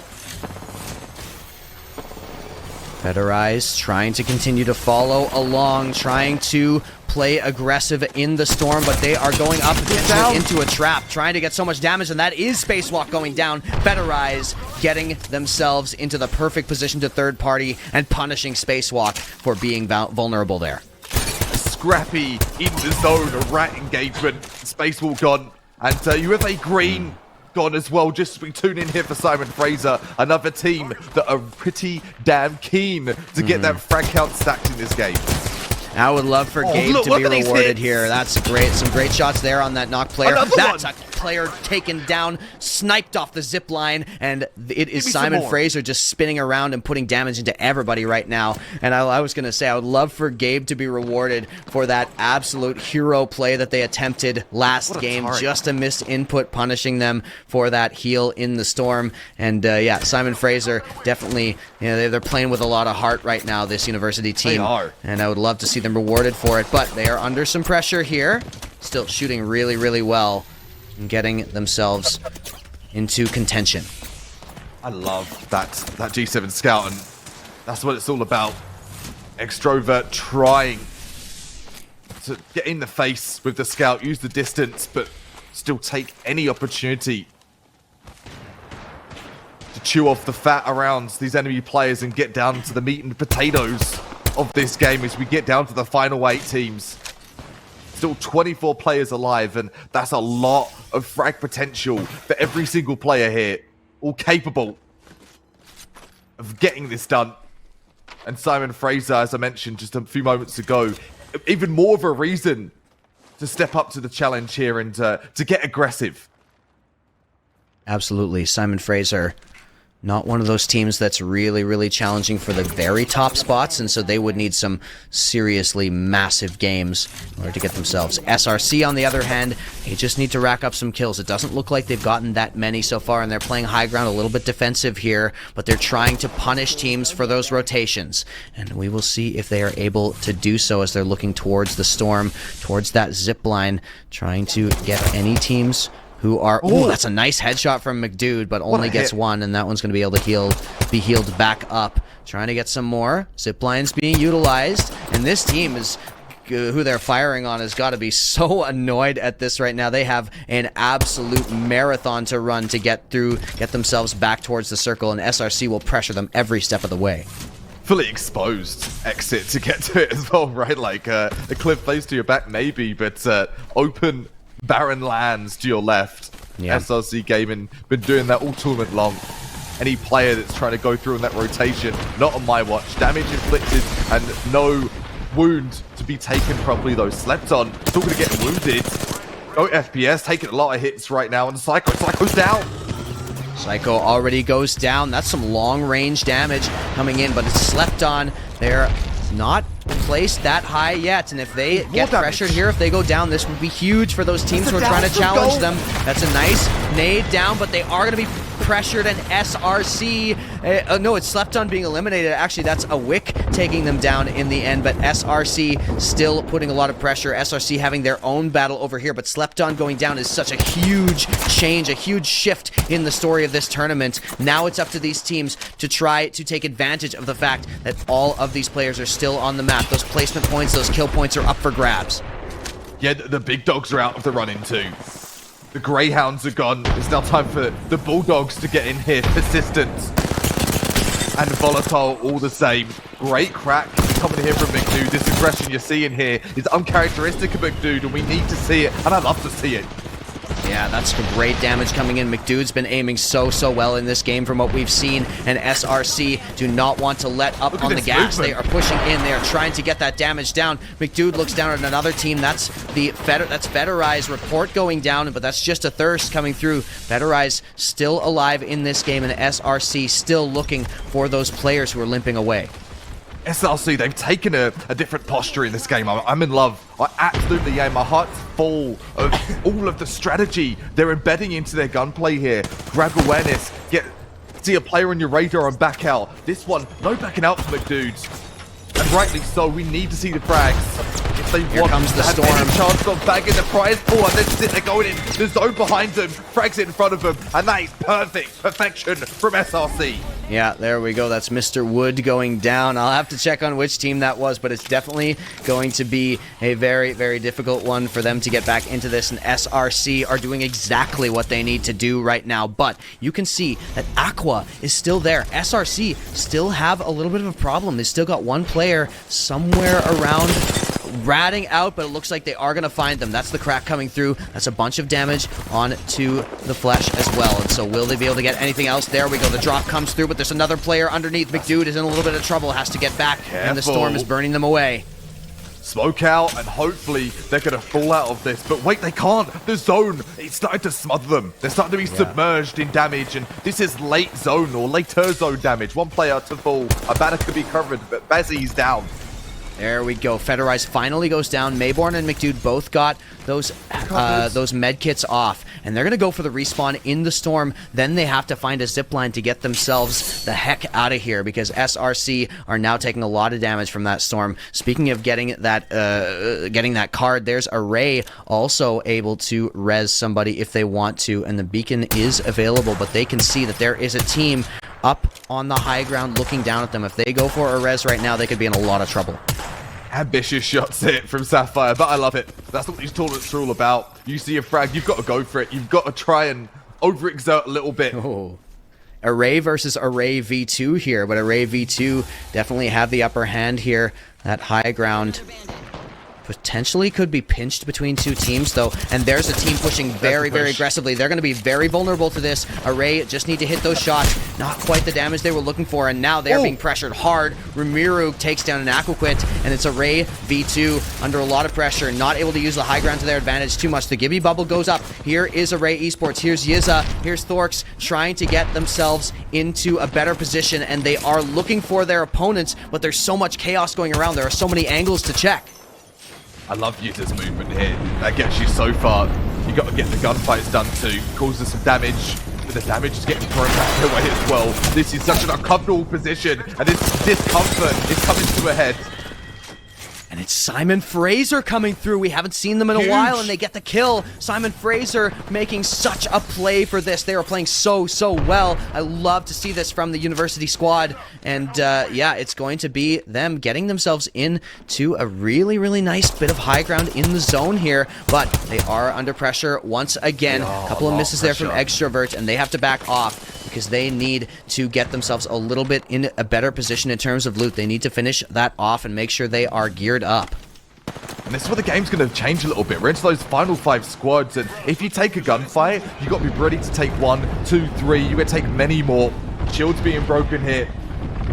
Damage being thrown back and forth, and that sort of gentleman's agreement for the slower game, it's gone now. The gloves are off.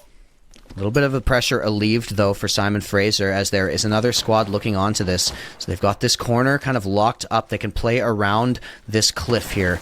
And yeah, they're in a nice spot. If that storm closes in, they might have themselves a bit of a god spot here as that storm gets up behind them. So Simon Fraser very happy with this.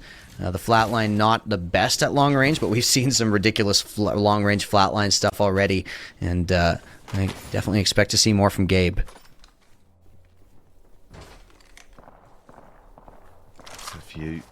Simon Fraser, I should say. Been great to come into this later portion of the game. Quiet start.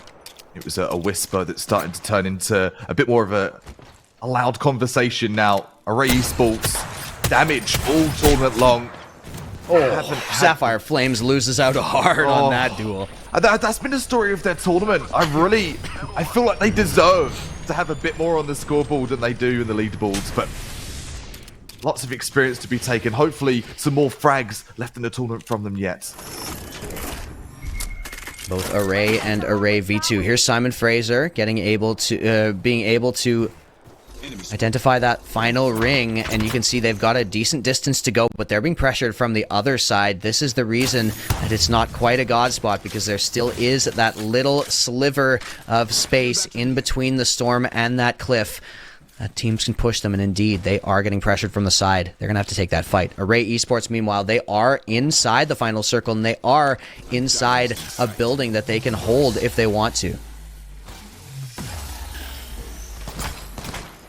Get back to that Gibby bubble. Take cover. Seer just trying to fall back to the rear just for a moment. Gather their thoughts. Share the meds. Share the shields. Teamwork is imperative, I think, at this point. You've got to have it dialed in. This late in the tournament, this late in the game. 4 squad's still alive, and it feels like forever I've said that. The scan comes through. The players are aware. You've got someone above you. Yeah, there's the door getting broken off by that Bangalore ult, and either that or a grenade. But yeah, a team above them. Lots of entrances into this building, especially now with that door broken. This is where Catalyst could come in handy. But Array Esports don't have much defense at all. They need to use that Gibby bubble to maybe lock up one of those choke points. But once that's used, it's a pretty long cooldown. Here comes the fight. Look at the it's just crossfire. a free-for-all deathmatch coming through in the middle, in the ring. Everybody's throwing punches. 4 squads remaining, and Array Esports is going to go down. SRC are now your leaders in this game. 5 kills, as you see it. The crown being slapped onto SRC game, and that could be the crown for the entire game. 3 squads reign. Bit of a quieter one in the kill count, just in the terms of a couple of early knockouts of the sort of reigning champion teams, giving more wiggle room for these other teams to sort of catch up. Valkyrie being seen soaring through the skies. Not too sure what team that is. It's it on the other cam there. But SRC needed this. They needed a game exactly like this, where Slept On goes out early and they get themselves into the very late game with a respectable kill score. SRC do not want to settle for anything but first place in this tournament, and this is the pathway that they need. They're in a great spot here. They get some great damage. That's McDude, long-range shots. McDude is connecting so well with this scout. The circle. It's going to be boding well for SRC. They've got great positioning. They don't need to do too much to move just yet. The high ground they can take and try and destroy some other teams as they come in from the outer circle. Phoenix kit being used here for McDude. McDude took a lot of damage in that duel. There was a player, he exposed himself to a little bit of an extra angle beyond what they wanted. And you can see they are going to have to move just a little bit to get into that next zone. Lovely little head glitch they're using as well, but saying that, the head glitch is under a lot of fire here. Multiple angles, Yeah, it as you doesn't work if mentioned. somebody's higher than you.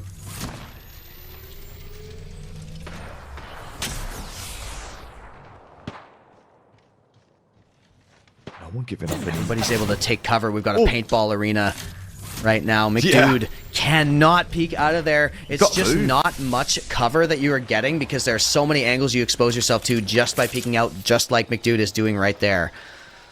I wonder if that ultimate's going to come into play for Valkyr McDude as well, like the reset of, okay, we need to move somewhere else, and I think the pin's coming through, not just the opposing team. Yes, it is. They see someone on the run, and they're trying to take out those runners. Somebody's trying to cross, and it looks like they have successfully done it. That leaves the high ground open, but it gets them into the storm, whichever squad that is. There are 3 squads left, and we'll have to check in on exactly how many players are remaining for each of those squads. But it's a very interesting situation here. A bit of a stalemate right now. Nobody has much of a reason to push. You see Simon Fraser, 3 players strong, trying to cross no man's land right here, spotting a player behind this little car and trying to get themselves a little bit of damage to their name. That's a huge nade, and he gets so much damage, but Simon Fraser can't push. They cannot get themselves out into the open. And yeah, it's going to be the Horizon ultimate taken down, but Gabe as well is taken down. There is that Gibby bubble. What a great throw for the Gibby bubble. That's an experienced Gibby right there, and they get under it to dodge some more fire, but Simon Fraser are now in trouble. That's an ALG level Gibby bubble. You need to see those kind of Gibby bubbles, but it's all down to Gibby. Does have the bombardment available, but too late. The bullets are being bombarded from another teammate. What? How did he survive that? No. SRC finally takes them down.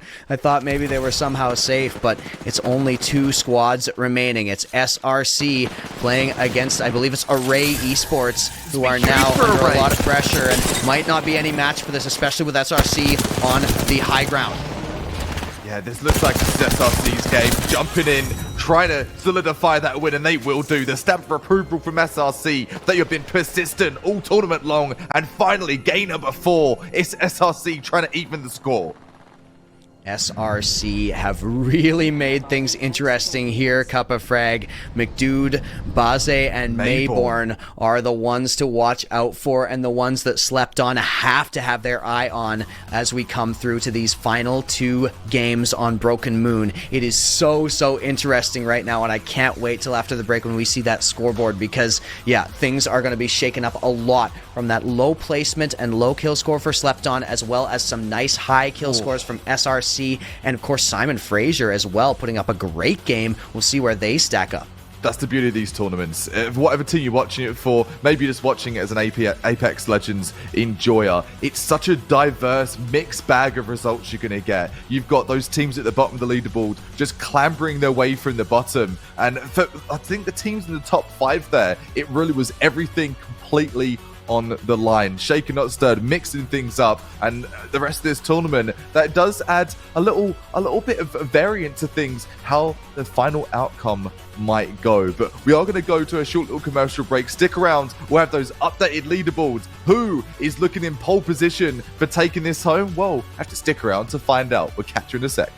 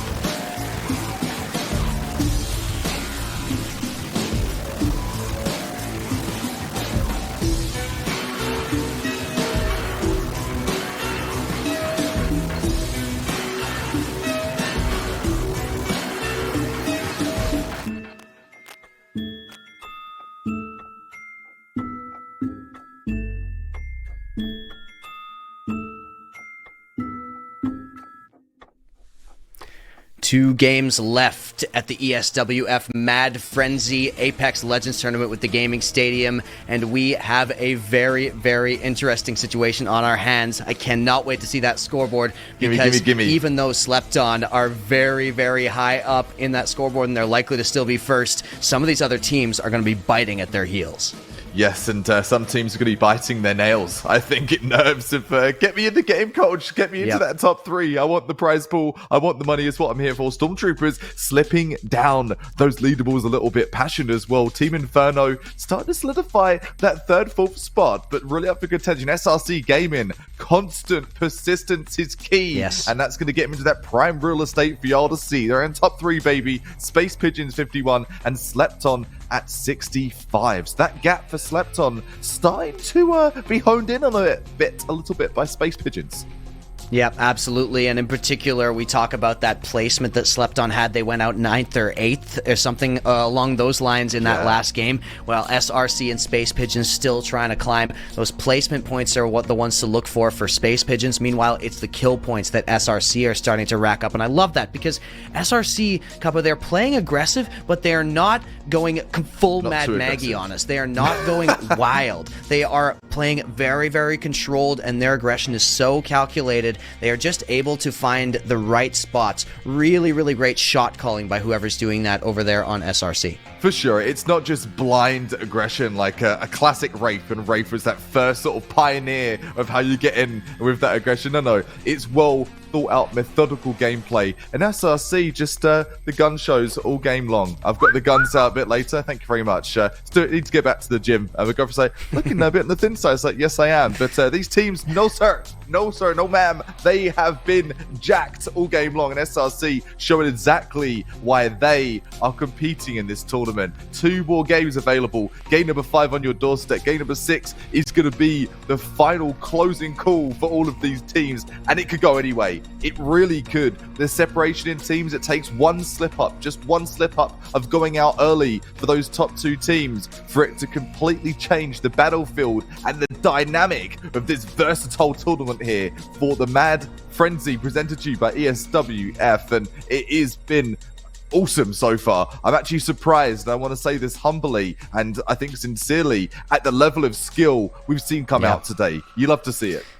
Yeah, like we said before, some absolute killers coming out of the woodwork for this tournament right now. It's so exciting to see this high level of play, you know, at a tournament like this that just sort of comes out of nowhere, and yet really impressive stuff from those likes. Just in case, because we can't, to fulfill this prophecy too much, we cannot sleep on Slepton yet, because one big game in this game number 5, one big placement, one high kill game, and they could get themselves an insurmountable lead. So we are talking once again about the target on their backs. Slepton still 14 points ahead of the next team in terms of those placement points, in terms of those leaderboard points. So we have to watch how teams react to that, how teams try to find themselves that advantage and maybe try to get themselves a focus, maybe try to contest that drop, maybe try to go a little bit more aggressive and just try to rack up those kills. There's so many different ways to approach this, but one thing is for sure, passive play is not the way to go. It's not. It really isn't. That hyper-aggression, believing in your own abilities is so important when it comes to tournament day. You can't be sort of passive and sort of just, I might take their gunfight. No, I'm just going to third party later. No, you have to take the initiative and get things while they're fresh before they're gone, simply. And I'm talking about the frag count, the kill count, before it is out of your reach. Also speaking to TGS Esports, who was in the chat there, actually very infamous esports caster within that T2, T1 scene of Apex Legends. And we were just talking about there's some pro circuit, up-and-coming circuit players that are within this tournament. So it's not a tournament that has no-name teams and also no-name players. Perhaps teams' names that don't make sense to you, but the players that are beneath the surface. It's always that incognito mode of these players in the up-and-coming circuits. So Apex, I love you for that as well. Yeah, and there's, it's just something I love about the gaming stadium overall is that it always draws those Canadian players coming out of the woodwork, making those pickup teams and just absolutely going to town on some unsuspecting fools who would get into that server with them. And then you get the back and forth because it's not just one team, it's 5 teams coming through who are doing that. And yeah, really, really exciting stuff. Love TGS and ESWF for facilitating this and getting it going. So yeah, really, really fun. And yeah, so the Mad Frenzy definitely living up to its name already because, it is a mad frenzy for points right now. Everybody with a frenzied pitch coming into this game as we head into map 5, game 5 of the ESWF Mad Frenzy here on Broken Moon at the gaming stadium, and we are getting right into this one. This time the dropship taking still a path right over the promenades, getting, getting it the opposite direction from the last game. So we'll see if that changes any drop spots, see how much the squads have been thinned. We still have 15 squads in the server, so still lots to play with. But there, we talked about before, 16 POIs with 20 teams. Now we got 16 POIs with 15 teams. And so once we take a look at the map, we'll see how that shakes out, see if anybody's still trying to scrap early on. Yeah, I'm not expecting to see as much of that right here, right now. You got a bit more time to work with. Maybe do that, but just gliding, a slow glide for Array Esports V2. They have, I think, probably the most to do of a lot of the teams trying to go for the dub here. They need to be relevant. They've got to go for these gunfights. And Raw XD, they're gone. They're out of the running already. Message deleted. First team down to 14. And somebody is trying to contest Slept On. We talked about this. There was a potential to try to get that target on their backs, but you've got to remember, Slept On is nothing to be sniffed at, even in the early game, and they already, that's Passion trying to take one for the team, trying to get the drop on that top team, but Passion gets punished, and it's going to be Slept On to win. Spacewalk going down as well. We talked about maybe not a lot of action early on, but we spoke too soon. Shut the front door. And see, don't worry, he's going to get kicked out by these teams. Passion gone already. Raw XD just been and gone. They barely touched foot on ground. They barely stepped foot on the moon before just thrown away. Lost all the gravity beneath their feet and drifting off into cyberspace they will from 15 to 12 with the blink of an eye. Yeah. Tune in over here to the Foundry with Duck Cheeks. A very evocative name, if there ever was. Gonna have that duck face in the selfies, man. Yeah, absolutely. Influencer squad coming in. But the Foundry, pretty wide open for the taking. They haven't done any damage, haven't seen any action just yet. Array, meanwhile, nearby, just south of Cultivation. Array V2, pardon me. And they are going to find a little action, trying to get some long-range wingman shots is Thorx. But nothing lands just yet. They reveal their position, but they seem to have this location all to themselves. So they want to get themselves a little bit more looted up than this. No armor yet to be found for Array V2. Yeah, trying to play the Marco Polo game. Marco, just waiting for that Polo to come back, see if anyone's lurking in the shadows there. Yeah, considering that scout, but Thorx goes a different direction. Volt Wingman, nice loadout there for close range. And they continue to move across in an easterly direction, perhaps making their way towards Atmo Station here, actually. It looks like that is the direction they're going to go, continuing to loot as they go.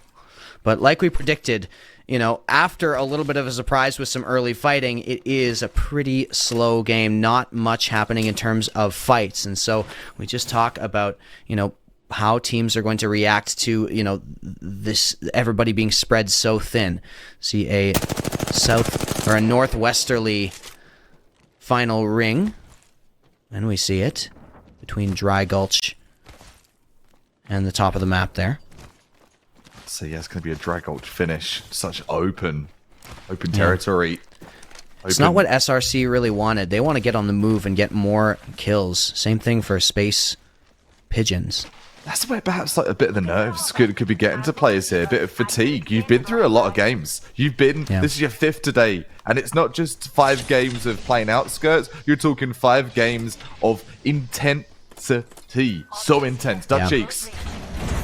Another team, right? There's a couple. Array Esports, like V2. Duck Cheeks had some frags, sure, but they haven't been able to bag as many as the rest of them in this tournament. So if they want to have a little bit of a better final placement, still 2 games at their disposal to do exactly that. But on the other side of it, to be realistic where you need to be, it's good experience. Regardless of the placement finish here, you're playing against some disgusting teams, so perhaps a bit beyond where maybe their skill's at, but still throwing a few punches where they need to. We did see Slept On up in your kill feed, claiming more eliminations, getting more points, and Aquaquit going down there. Balabim Balabong. Now with maybe the most fun name to say in the whole tournament, so one more time. If they don't end up in the placement, at least they have that to their name. Balabim Balabong. Thank you. I'm glad you heard me there. I was like, don't ignore me. I want to hear it because it sounds awesome. I'm not leaving you hanging. I just had to give you. I just had to add a little tension to that moment. Oh, is that a lag out? I didn't see the player's name. No, it looks like they're just slowly creeping across this wide open roof. It looks like a CSGO roulette kind of strategy. Apex Legends roulette. We're just going to crab walk our way to the finish line. Hey, you know, I'm not against it. Little plug walk there. That quadruple ping signifies intent for me here from Duck Cheeks. They do see opponents and like, we're going to take this, or we're just going to sit pretty. Ooh. Crazy Weeb takes a little damage there. Not going to have the anime ending they want if they keep taking fire, but they do have a nice position up on top of the production yard here. And instead of keeping that, they are going to use the Valkyrie ult. Maybe just to get some info, but they are going to reveal themselves and take a little bit of damage. But yeah, choose to reposition. Maybe want a little bit more loot, a little bit more power, stopping power to accumulate before they really get anything going in terms of fighting. Or maybe they just want to avoid those very high fragging teams. Reset. Duck Cheeks aren't the ones that we've been seeing much on that kill feed, so that could be the case as well. Meanwhile, Array Esports always sort of pushing at those top spots, but always ending up losing to teams like SRC and Slept On. We'll see what Array can do and if they can get themselves into a bit of a more respectable position this time. Talking of respect, I've got respect for all players in this server. This has been such a hard competitive lobby. The Gippy bubble goes down. The danger of those zip lines. Trying to do something for that bombardment too, just to give a bit of cover fire along with the bubble. Might be taken out of the run in here though, bleeding out and actually completely taken out by Adept. Array Esports under so much pressure right now, and yeah, they just got themselves into a terrible situation. You know, you can hardly blame them, but that's the danger of these zip lines that go so far across the map. As there's Array Esports going down, it's Federize to grab a knock as well, and Federize to finish them off. But yeah, the danger of those zip lines is that they go so far and they get you into such open space that you can, in an instant, be surrounded by enemies. Slept On, as usual. Hermes surrounded by multiple teams, by multiple enemies. Bring it on. And as usual, they handle it just fine, man. It's so good what these players have been able to do. There is Sineski coming through. Balabim Balabong coming in with some damage, and that's Duck Cheeks going down. Woo! And it's actually Balabim Balabom getting that kill leader position here. I like Sineski staying on this Bangalore all tournament long and making really good use of it. We saw that hero play to collect those cards earlier. Now with the shots, now with the ultimates, now with the smokes, but Slept On getting in their own fight. Bing, bong, they can't do anything wrong. Simon Fraser University, or I think University for the esports team, pardon me. Simon Fraser, removed, message deleted. Sineski's coming in on this, Kappa. Slept On is under a lot of pressure, and it would be so good for them to be able to get this. It's going to be Slept On going down as Balabim Balabong is the one to take them down, and I'm not sure where they are on the leaderboard, but with 7 squads left, this just gives more motivation for those squads champing at the heels of Slept On to try to make themselves get themselves into that spot. It's going to be Balabing Balabom continuing to play aggressive. So much damage coming through, not quite a knock, but Sineski is absolutely roasting them right now. Roasting hunting, bounty hunter in Bella Bing Bella Bong. I said, can they do anything wrong? Not at all. They're doing everything right here, checking every box, taking every head, causing so much damage, and bang bang, they're dead. More frags to the name. 7 frags for the kill leading out. Holy, what a turnaround from, I want to say, a team that, yeah, best aim in the tournament, but haven't really shown or displayed that best skill shining through strong as we switch over here to Federize, another team looking to reign supreme in map number 5. Yeah, Federize. A lot of action so far, and there's some nice shots from Report, but nothing quite gonna stick. That's actually SRC Mayborn going down up on your screen. I'm interested to see that because SRC is one of those teams that is so close to challenging for that top spot. With Slepton going down, now is where SRC and Space Pigeons need to pounce. But right now, Federize have such a great spot up top here. But they also are not satisfied with just placement. They want to play aggressive. Getting out of the way, and they get pushed from behind there. Here comes Report trying to get some more kills. Being contemplated here by Rapul, down to low HP. Seeing nothing but red, has to do something about that. And well, the shields, an attempt to do so. Team Inferno gonna say no. You're out, buddy, and we're in. Federize gone, and that's Team Inferno stepping up for more action. If you recall from the scoreboard, they are lurking around that top position, so this could be really big for them here. Space Pigeons, another infamous name from the early game. Under so much fire here, down to 2 players up. They're playing against a Catalyst. You saw that tactical being put down, and so Space Pigeons, this is exactly where Catalyst might be able to do some of her work. Here they come on the aggressive though, and it's Digi remaining. Digi, 1 HP left. Digi gets it in the end. That's U of A Green, but Space Pigeons goes down. The third party comes in, and that's, I believe, going to be SRC picking up the scalp at the end. Man, just gifted to McDude, and also has a respawn beacon right in front of them. That is heartbreak for Space Pigeons, but absolute gold for SRC. There was a chain of unfortunate situations there. Space Pigeons just defying the odds to take out that Catalyst, to take out U of A Green. But it wasn't enough. The third party, the timing, perfection from SRC. Talking of perfection in respawns. Teams back, baby, from 1 to 3. Yeah, and now, 3 squads left, so spread. This is ridiculous. Look at this. There are 3 squads left, and that circle is still huge. Not only that, Bala Bing Bala Bong are in the storm, and so they are going to be free and clear as long as they've got the meds that they need, ending up at the core while these other 2 teams fight it out. With the reposition. Great use of that Valkyrie ult, man. Get out there and late game, just confuse the opponents. I think they were west, they were east, north, south, who knows? But they're going straight into the belly of the beast here. They're trying to play aggressive. They want these eliminations. They want those kill points. Team Inferno going to fight. They are going to try get themselves in this better position. They're fighting inside a building here. And will they be able to get themselves the jump on their enemies? The smokes come through, but the digital threat's going to be effective in that situation. Inferno trying to get the angle. That's such a great flank from Tyler. Xan and Adept going around the other way. The Watson coming in clutch here, though. Mayborn's down. Bazza's down as well. Things falling apart here for SRC. Starting to crumble under the pressure of this late game. Of SRC Gaming taken out by Inferno in a blaze. So it's Inferno versus Bala Bing Bala Bong with a quarter of the map still available to play. What a game. This has been the most competitive game we've had so far, and the competition isn't over yet. Team Inferno looking to take out, I believe, the kill leader still in Billabang Billabong. Yeah, Sineski racking up at least 7 eliminations here.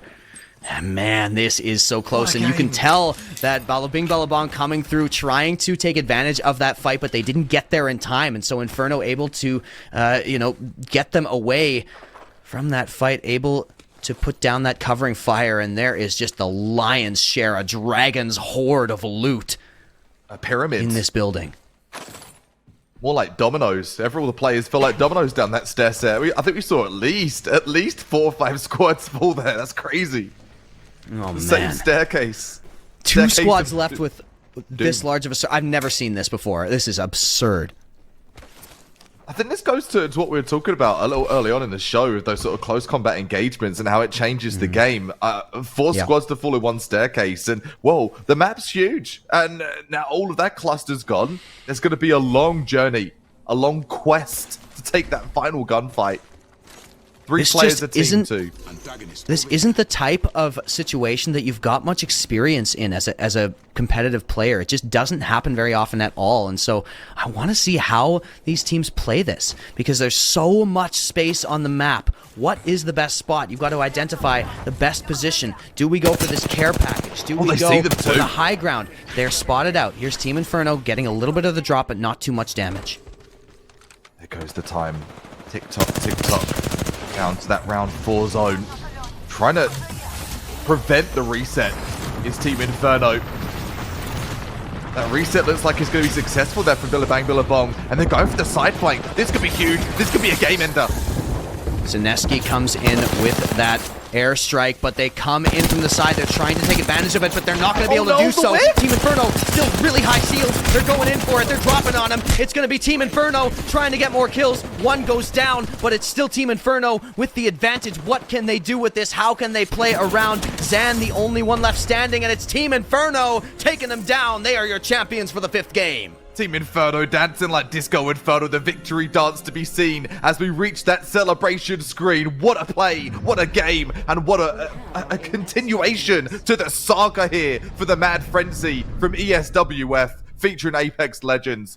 Hits Tyler Zan, and it is going to be Adept taking the victory cake there. And that was such a cool game. I say cool. I think that comes from a personal love. So many unique gunfights. So many teams that just made the dream happen. They came back from zeros, multiple heroes to come to fruition. I love a play when they come to flourish like that. And I don't think there's one team I want to give a mentionable, like, a focus on. Every single team there did so bloody well. It's game 5 and they're still pulling through. I mean, the Mad Frenzy really living up to its name in this game. Wow. So many fights at inopportune moments for other teams, trying to punish those high-ranked teams, trying to just absolutely pull out all the stops and get yourself into an advantageous position no matter the cost. And so really exciting stuff from all of these teams at the ESWF Apex Legends Mad Frenzy. We are going to see you for Game 6, but we need to take a little bit of a break and a breather before that, so we will see you in just a few minutes.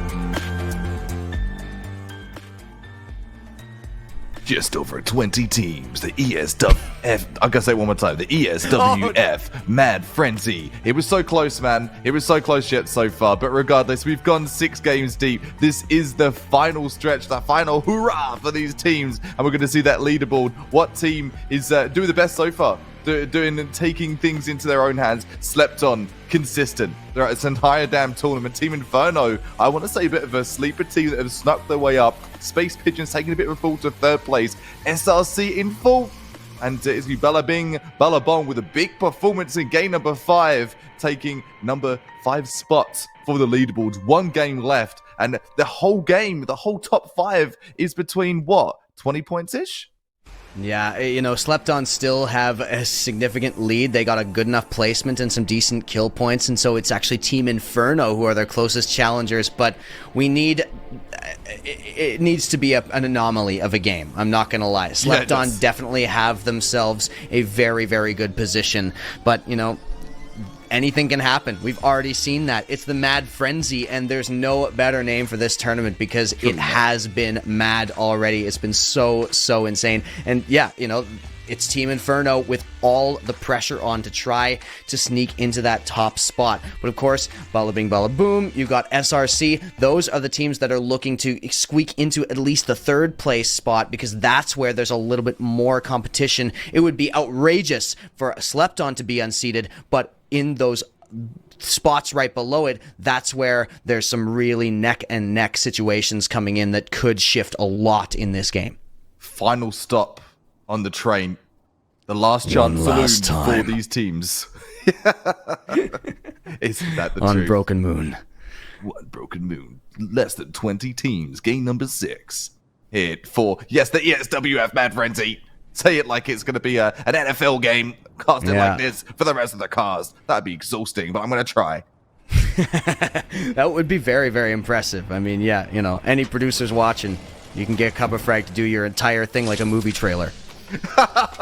You could participate too. We could do the sort of Step Brothers approach for that interview, okay? Yeah, so any producers you're listening, this guy also got a banging set of pipes and taught me a lot in the voice circuit. But enough of the voice circuit, let's talk about the frag circuit. Space Pigeons, an early contender in this gunfight here for the hot drop. Yeah, it's currently in 3rd place on that leaderboard after taking that victory in game 1. Space Pigeons not really wanting to get into a fight, especially not if the only thing you have is a Mozambique. Here's a week going down already. Digi and Mio are the ones who need to do something, and the Mozambique long range actually lighting him up a little bit, but Mio trying to hide behind that knockdown shield, and Space Pigeons are in a lot of trouble. Who are these players that they're fighting against? Space Pigeons might go down early. They're going to be taken out of the running if they do. That's Sineski coming through. Bada Bing Bada Bong is on their way, and Bada Bing Bada Boom, Space Pigeons are out of the running. Space Pigeon shot down. I used this reference earlier, but hell, I'm going to use it again. Shot down like a clay pigeon. Phenomenal stuff there coming in from Balla Bing Balla Bong. Stepped in really early for a chance of getting this win, and that's a great start. Taking out a former champion for today. Yeah, Alpha Base this time contested, and so it's Balla Bing Balla Bong have been switching it up, their drop spot. They've been, you know, making a tour around this map so far, trying to experiment with every part of Broken Moon and getting themselves the wins every single place they go. You can also see one of those players picked up a Skull Piercer for that 30-30, so could be very, very deadly with the aim that we've seen already. SRC, another team definitely pushing that top 3 spot, trying to get themselves a good situation here. Baze got himself a nice set of gold armor already. Huge, SRC. Definitely looking pretty good so far, dropping at the core and having seemingly the spot to themselves. Standard stock here. Mayborn has done a devastating job so far, just annihilation all over the place. I want to see a bit more of that today in this last game. McDudes, I want to say, also started to really peak in these later games, starting to look a bit more confident and say, yeah, I'm taking this gunfight, I'm going to win this gunfight, and I'm going to take us forward to win this fight. Very important for this last game You've got to put your best foot forward. There's no chance to sort of just lean back, especially with 20 points between the top 5 teams. 11 squads left now. Yeah, 11 squads remaining, and this has been the story a little bit with some of those teams dropping out. A wide open broken moon greets these teams as they drop in for game number 6. Optics here. Close range. Especially with a couple of teams going down very early. SRC continuing these drop spots. The thing about these POIs on Broken Moon is that there are fewer of them, but they're big and they're spread out. So fast looting is even more rewarded on this map because there's so much ground to cover. Now it looks like SRC under a little bit of pressure, but they're the ones putting the pressure on, taking some high ground and punishing teams for daring to encroach on their territory. Yeah, definitely under pressure. Early on, SRC trying to take a shot or two from this high ground. But with less teams, that means more teams able to kind of hear those gunshots and say, whoa, what's all those gunshots gone over towards the south? Dude's going to be forced to use a Phoenix kit here after getting taken down from another piece of high ground that they didn't account for. I like it. An early recon when you take these early gunfights for those other teams. Sure, you're not in the gunfight, but you're going to get some more awareness on your screen of where they are. Valkyrie, dude, trying to fight fire with fire. SRC getting a lot of damage. Their aim at long range is so high. It looks like, oh, that's the Valkyrie ult. That's going to go on cooldown, 75%. So if they need it, they don't have it for another several seconds, another couple minutes at least. Well, another minute or so at least, and Mayborn is now under a lot of pressure. Dude has to come in. A little bit of a miscommunication there, and the Horizon ult is going to cause a lot of problems right now. McDude trying to make do with what they can, but Mayborn already down. Baze nowhere near. Baze getting taken down as well. If SRC goes down, they are probably out of the running here. Trying to get one. There's McDude, gets the knock, but if they are going to be taken down, that is going to be Bala Bing Bala Bong coming in and collecting heads and taking names here. They are cutting a swath again through the server and taking out some very high-profile teams while they do it. High-profile teams with high-tier loot. That's such an upgrade. That's not just frags. Yeah. That is all your firepower you're going to need potentially to get you to that top 5. Big upgrades there, but perhaps some lack of upgrades over this side Team of the Inferno fence. going down. Team Inferno gone too. With so that's all of the these top teams 2 going down. It's just becoming an even playing field for those bottom teams now. Anything can happen. Ray Esports V2 are out. Been and gone. I think Slepton just won the tournament. I because think so. They with Inferno down, Space Pigeons with gone, I believe. Space Pigeons down, with SRC down. The next team is Bala Bing Bala Bong with something like 45 points to 72. Bala Bing Bala Bong need basically every single kill, and they win. need to kill Slepton right now if they have any chance of getting anywhere in this game. Really good insights. I love the intel that you're dropping there. That's for me and for the server. You've got to hear that.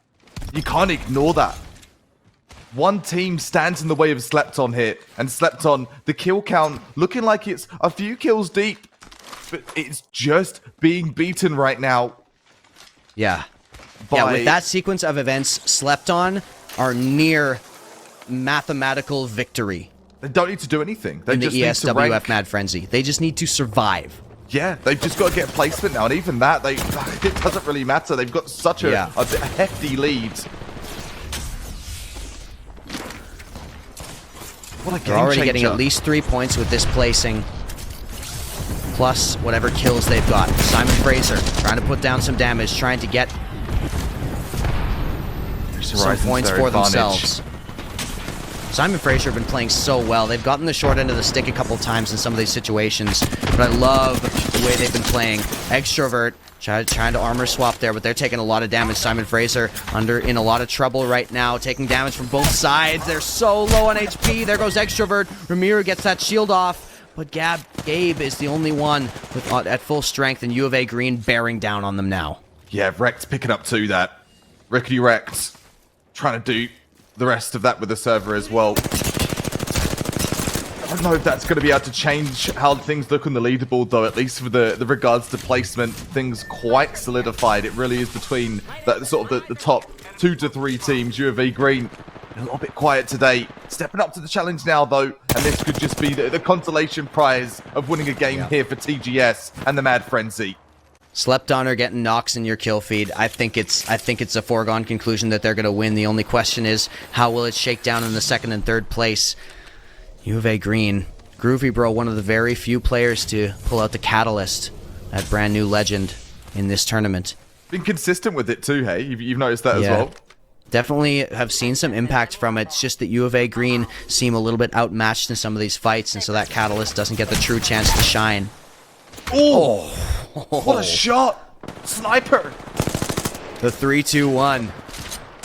And it's the charge rifle that does them in the end. The charge rifle that had so much impact in the first game. Haven't seen much of it since then until now. We haven't actually. We saw it all consistently through game number 1, but it seems to have vanished into the Bermuda Triangle. Here's the ultimate from Catalyst. Trying to cut them off, trying to get themselves the chance maybe to recover this banner. Did you see that? Slept on is down. Okay. Rest of them are gone. It's definitely interesting. I think they still might have it in the bag, but you've got to question it because 6 squads remaining. Slept on might not have gotten that many points. If anything. I thought they did at least kill-wise. And they've not made it even into the top 5, so that might isolate them slightly in the point game. U of A Green bolstered up here. And U of A, both of their squads still... Go ahead, buddy.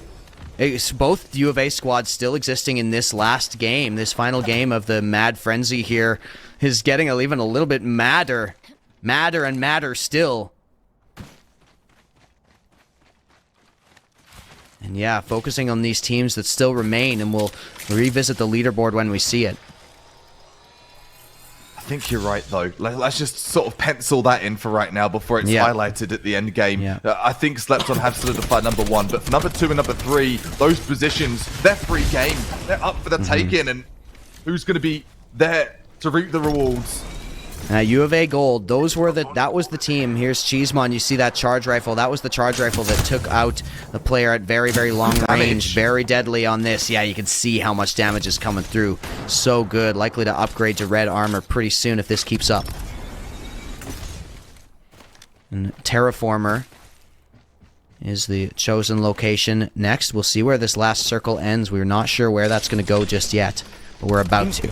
Interesting position for U of A Gold to be in. Sure, you're not really going for the top 3. You haven't had that sort of performance necessary to get there, but you're just there to upset the other teams. So that's something that I really do give a pat on the back to these teams that are here in the later portion of the tournament. Upsetting a team, getting a prize pool amount of money, that's an achievement in itself as well. Yeah, there's one team left that might have something to say about this top spot, and that's Balabing Balabong. You can see them isolated there in the center of your screen. 5 teams. We're into that top 5.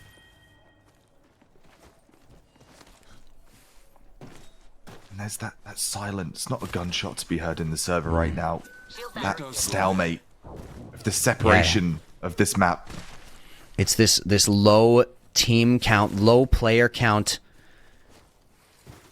type of lobby where at a time like this you can hear a pin drop. You can. It reminds you of sort of that classic Halo 1 Blood Gulch kind of vibe. Where there's tossing the sniper around, deciding who can aim the best. Who can do the best backspin 360. None of those, though. Precision is key, and that's what we're going to see here right now. I think it's Ballabong. Yeah, U of A Green, not too bad of a spot. Lots of armor. Not the best loadout, but they're going to be happy sticking around in this building, especially with that Catalyst on their team. You can see those doors are already reinforced. Looks like they will maybe start to encroach out of their territory. I like this spot's energy. Let's go.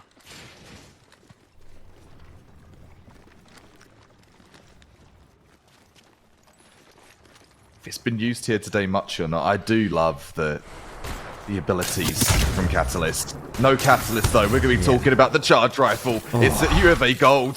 Who else but They've put the charge rifle back into respectable position so far this game. Even if it isn't through frags, just constant and nuisance with the damage from a distance.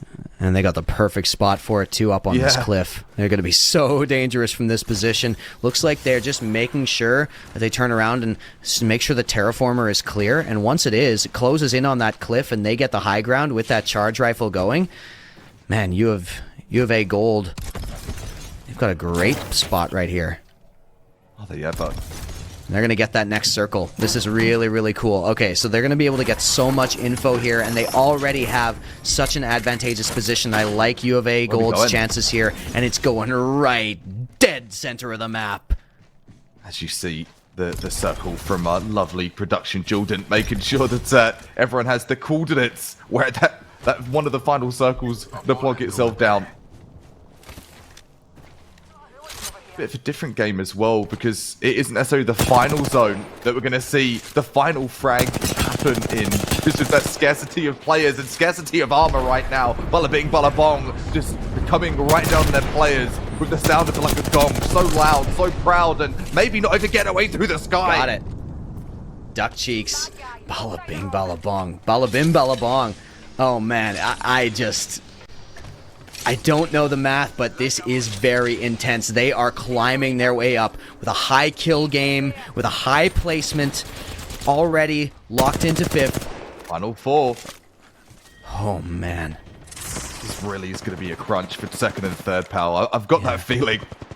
And they've got a great team for this, too. That Horizon Bangalore can make so much work of an open space, which is how we're going to end. Here's Sineski. Long-range aim. Sineski is so good in these situations. The smoke comes through so that they can get into position. Where are they going? Are they going to push on the zipline? No. They're just going to get into the middle, try to get themselves a better angle.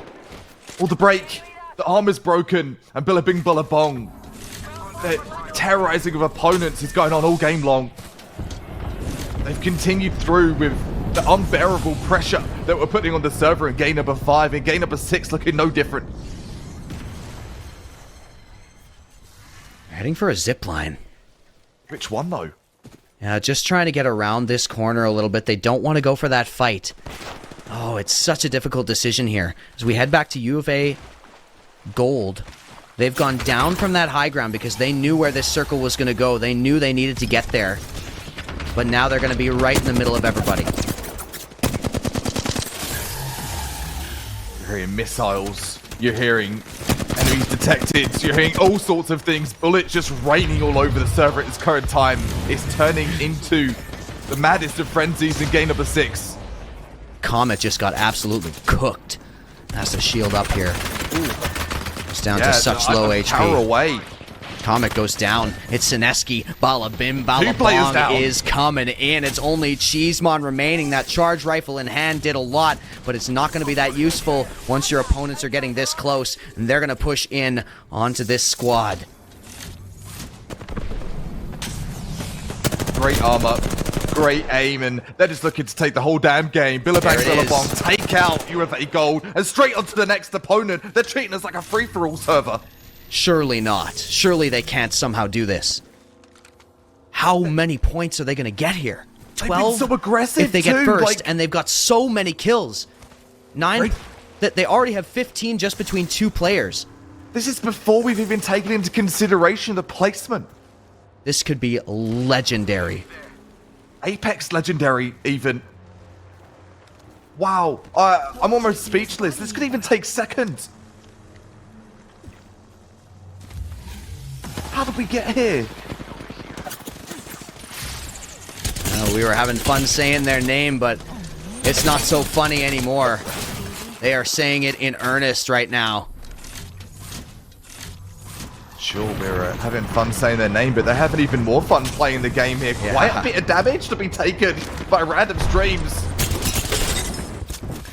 There's some more damage coming through. They've got a great high ground here. Great positioning, They just need to find those kills. Great positioning. Is the aim going to match the package, though? Looking good so far. Just chipping away damage left, right, and center. Arcstar to come through as well. The aggression, the support, it's all there. The full package.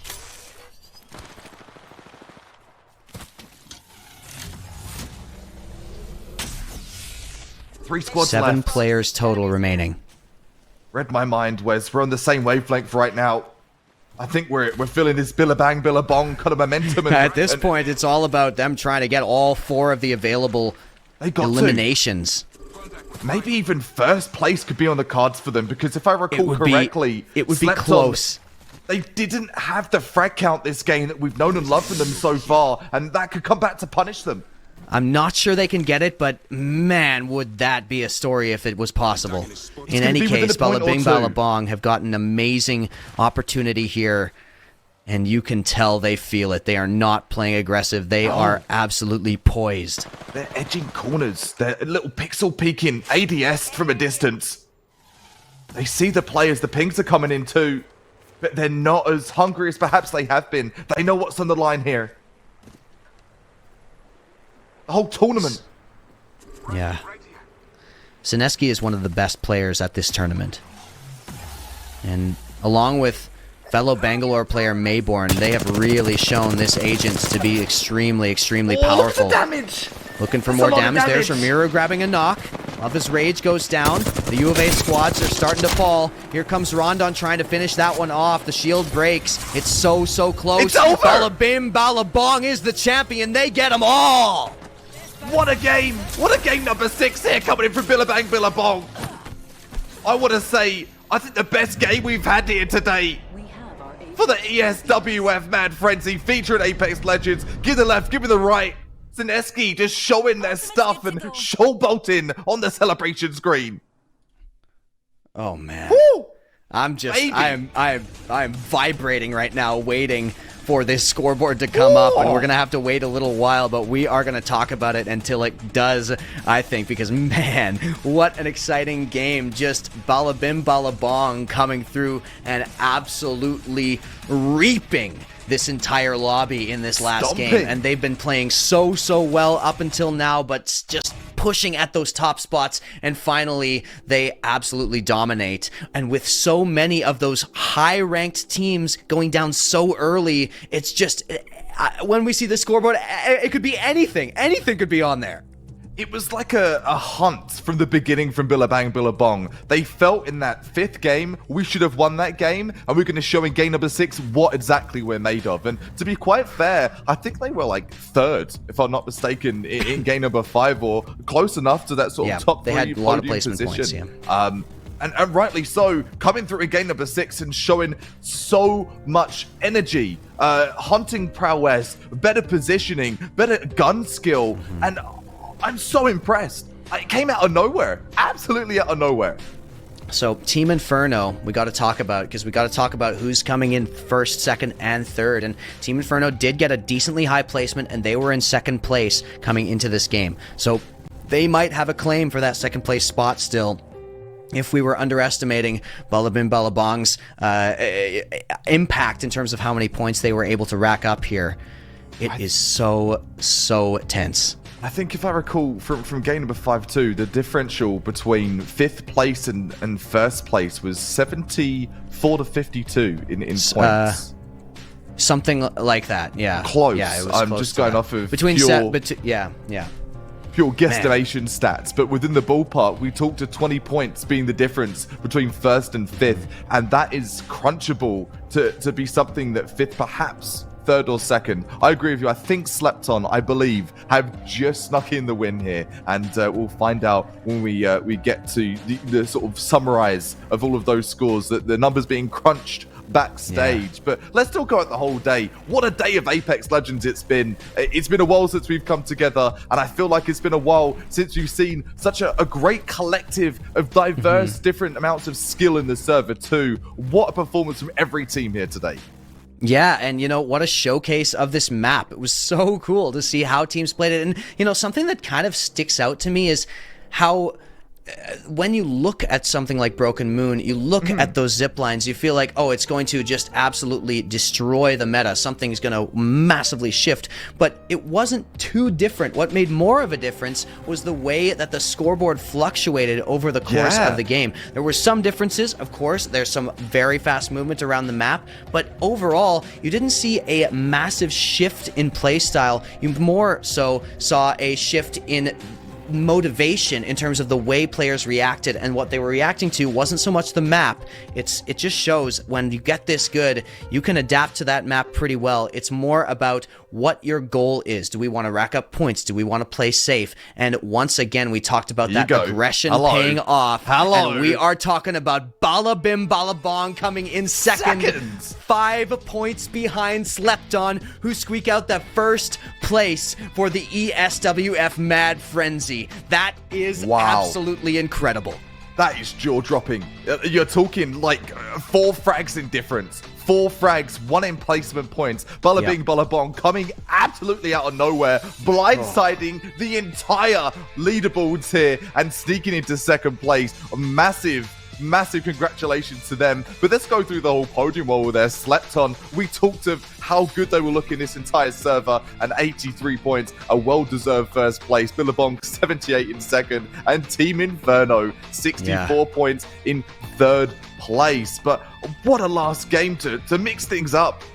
Yeah, with Space Pigeons, with Inferno, with SRC, and even with Slepton going down relatively early. It was so exciting. But yeah, you know, shout out as well to Space Pigeons coming in 4th, SRC coming in 5th. And also, I want to give a shout out to you, Alberta Gold, who came in 6th after with a great game in that last game, then game number 6. Really impressive stuff from you, Alberta Gold, getting that high ground, getting so much damage, and picking off a lot of players, racking up those points. But yeah, you know, Slepton, I mean, they were so dominant for so much of this. They had 2 first places in the second and third games. And yeah, you know, when we talk about a mad frenzy, they were the catalyst for that mad frenzy. They were the enablers of the frenzy, and they thrived in that environment.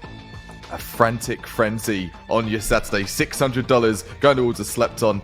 Second placing, $300, and that's going to be to Billabang Billabong. And Team Inferno are not walking away empty-handed. $150 crisp dollars going to their hands too. So I'm legit speechless, and I love being speechless to the caster. If you can say your analytics, you've been through what every team did well here today, and on a new map, I think that's probably the most important thing. You've got that map experience under your sort of tactical belt now of how a competitive esports scene looks for Broken Moon. And I think it's very important to note too, it's very different from a pub game than it would be for the race game that we saw here, where all players are sort of just racing, trying to collect those frags across 6 games. Different mindset and different play styles are going to be something we discovered and encountered today together here at the gaming stadium. TGS Esports, Jordan Backhouse, Wes, man, it's been such a fun day. Thank you so much.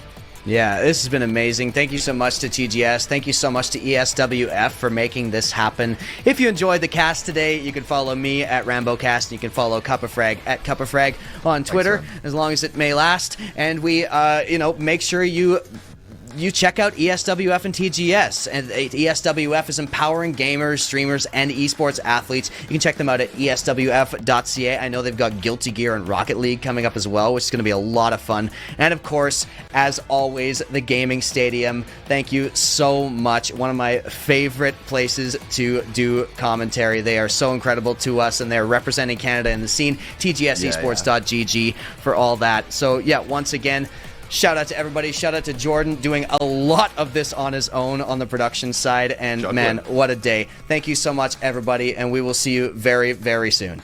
Peace and love.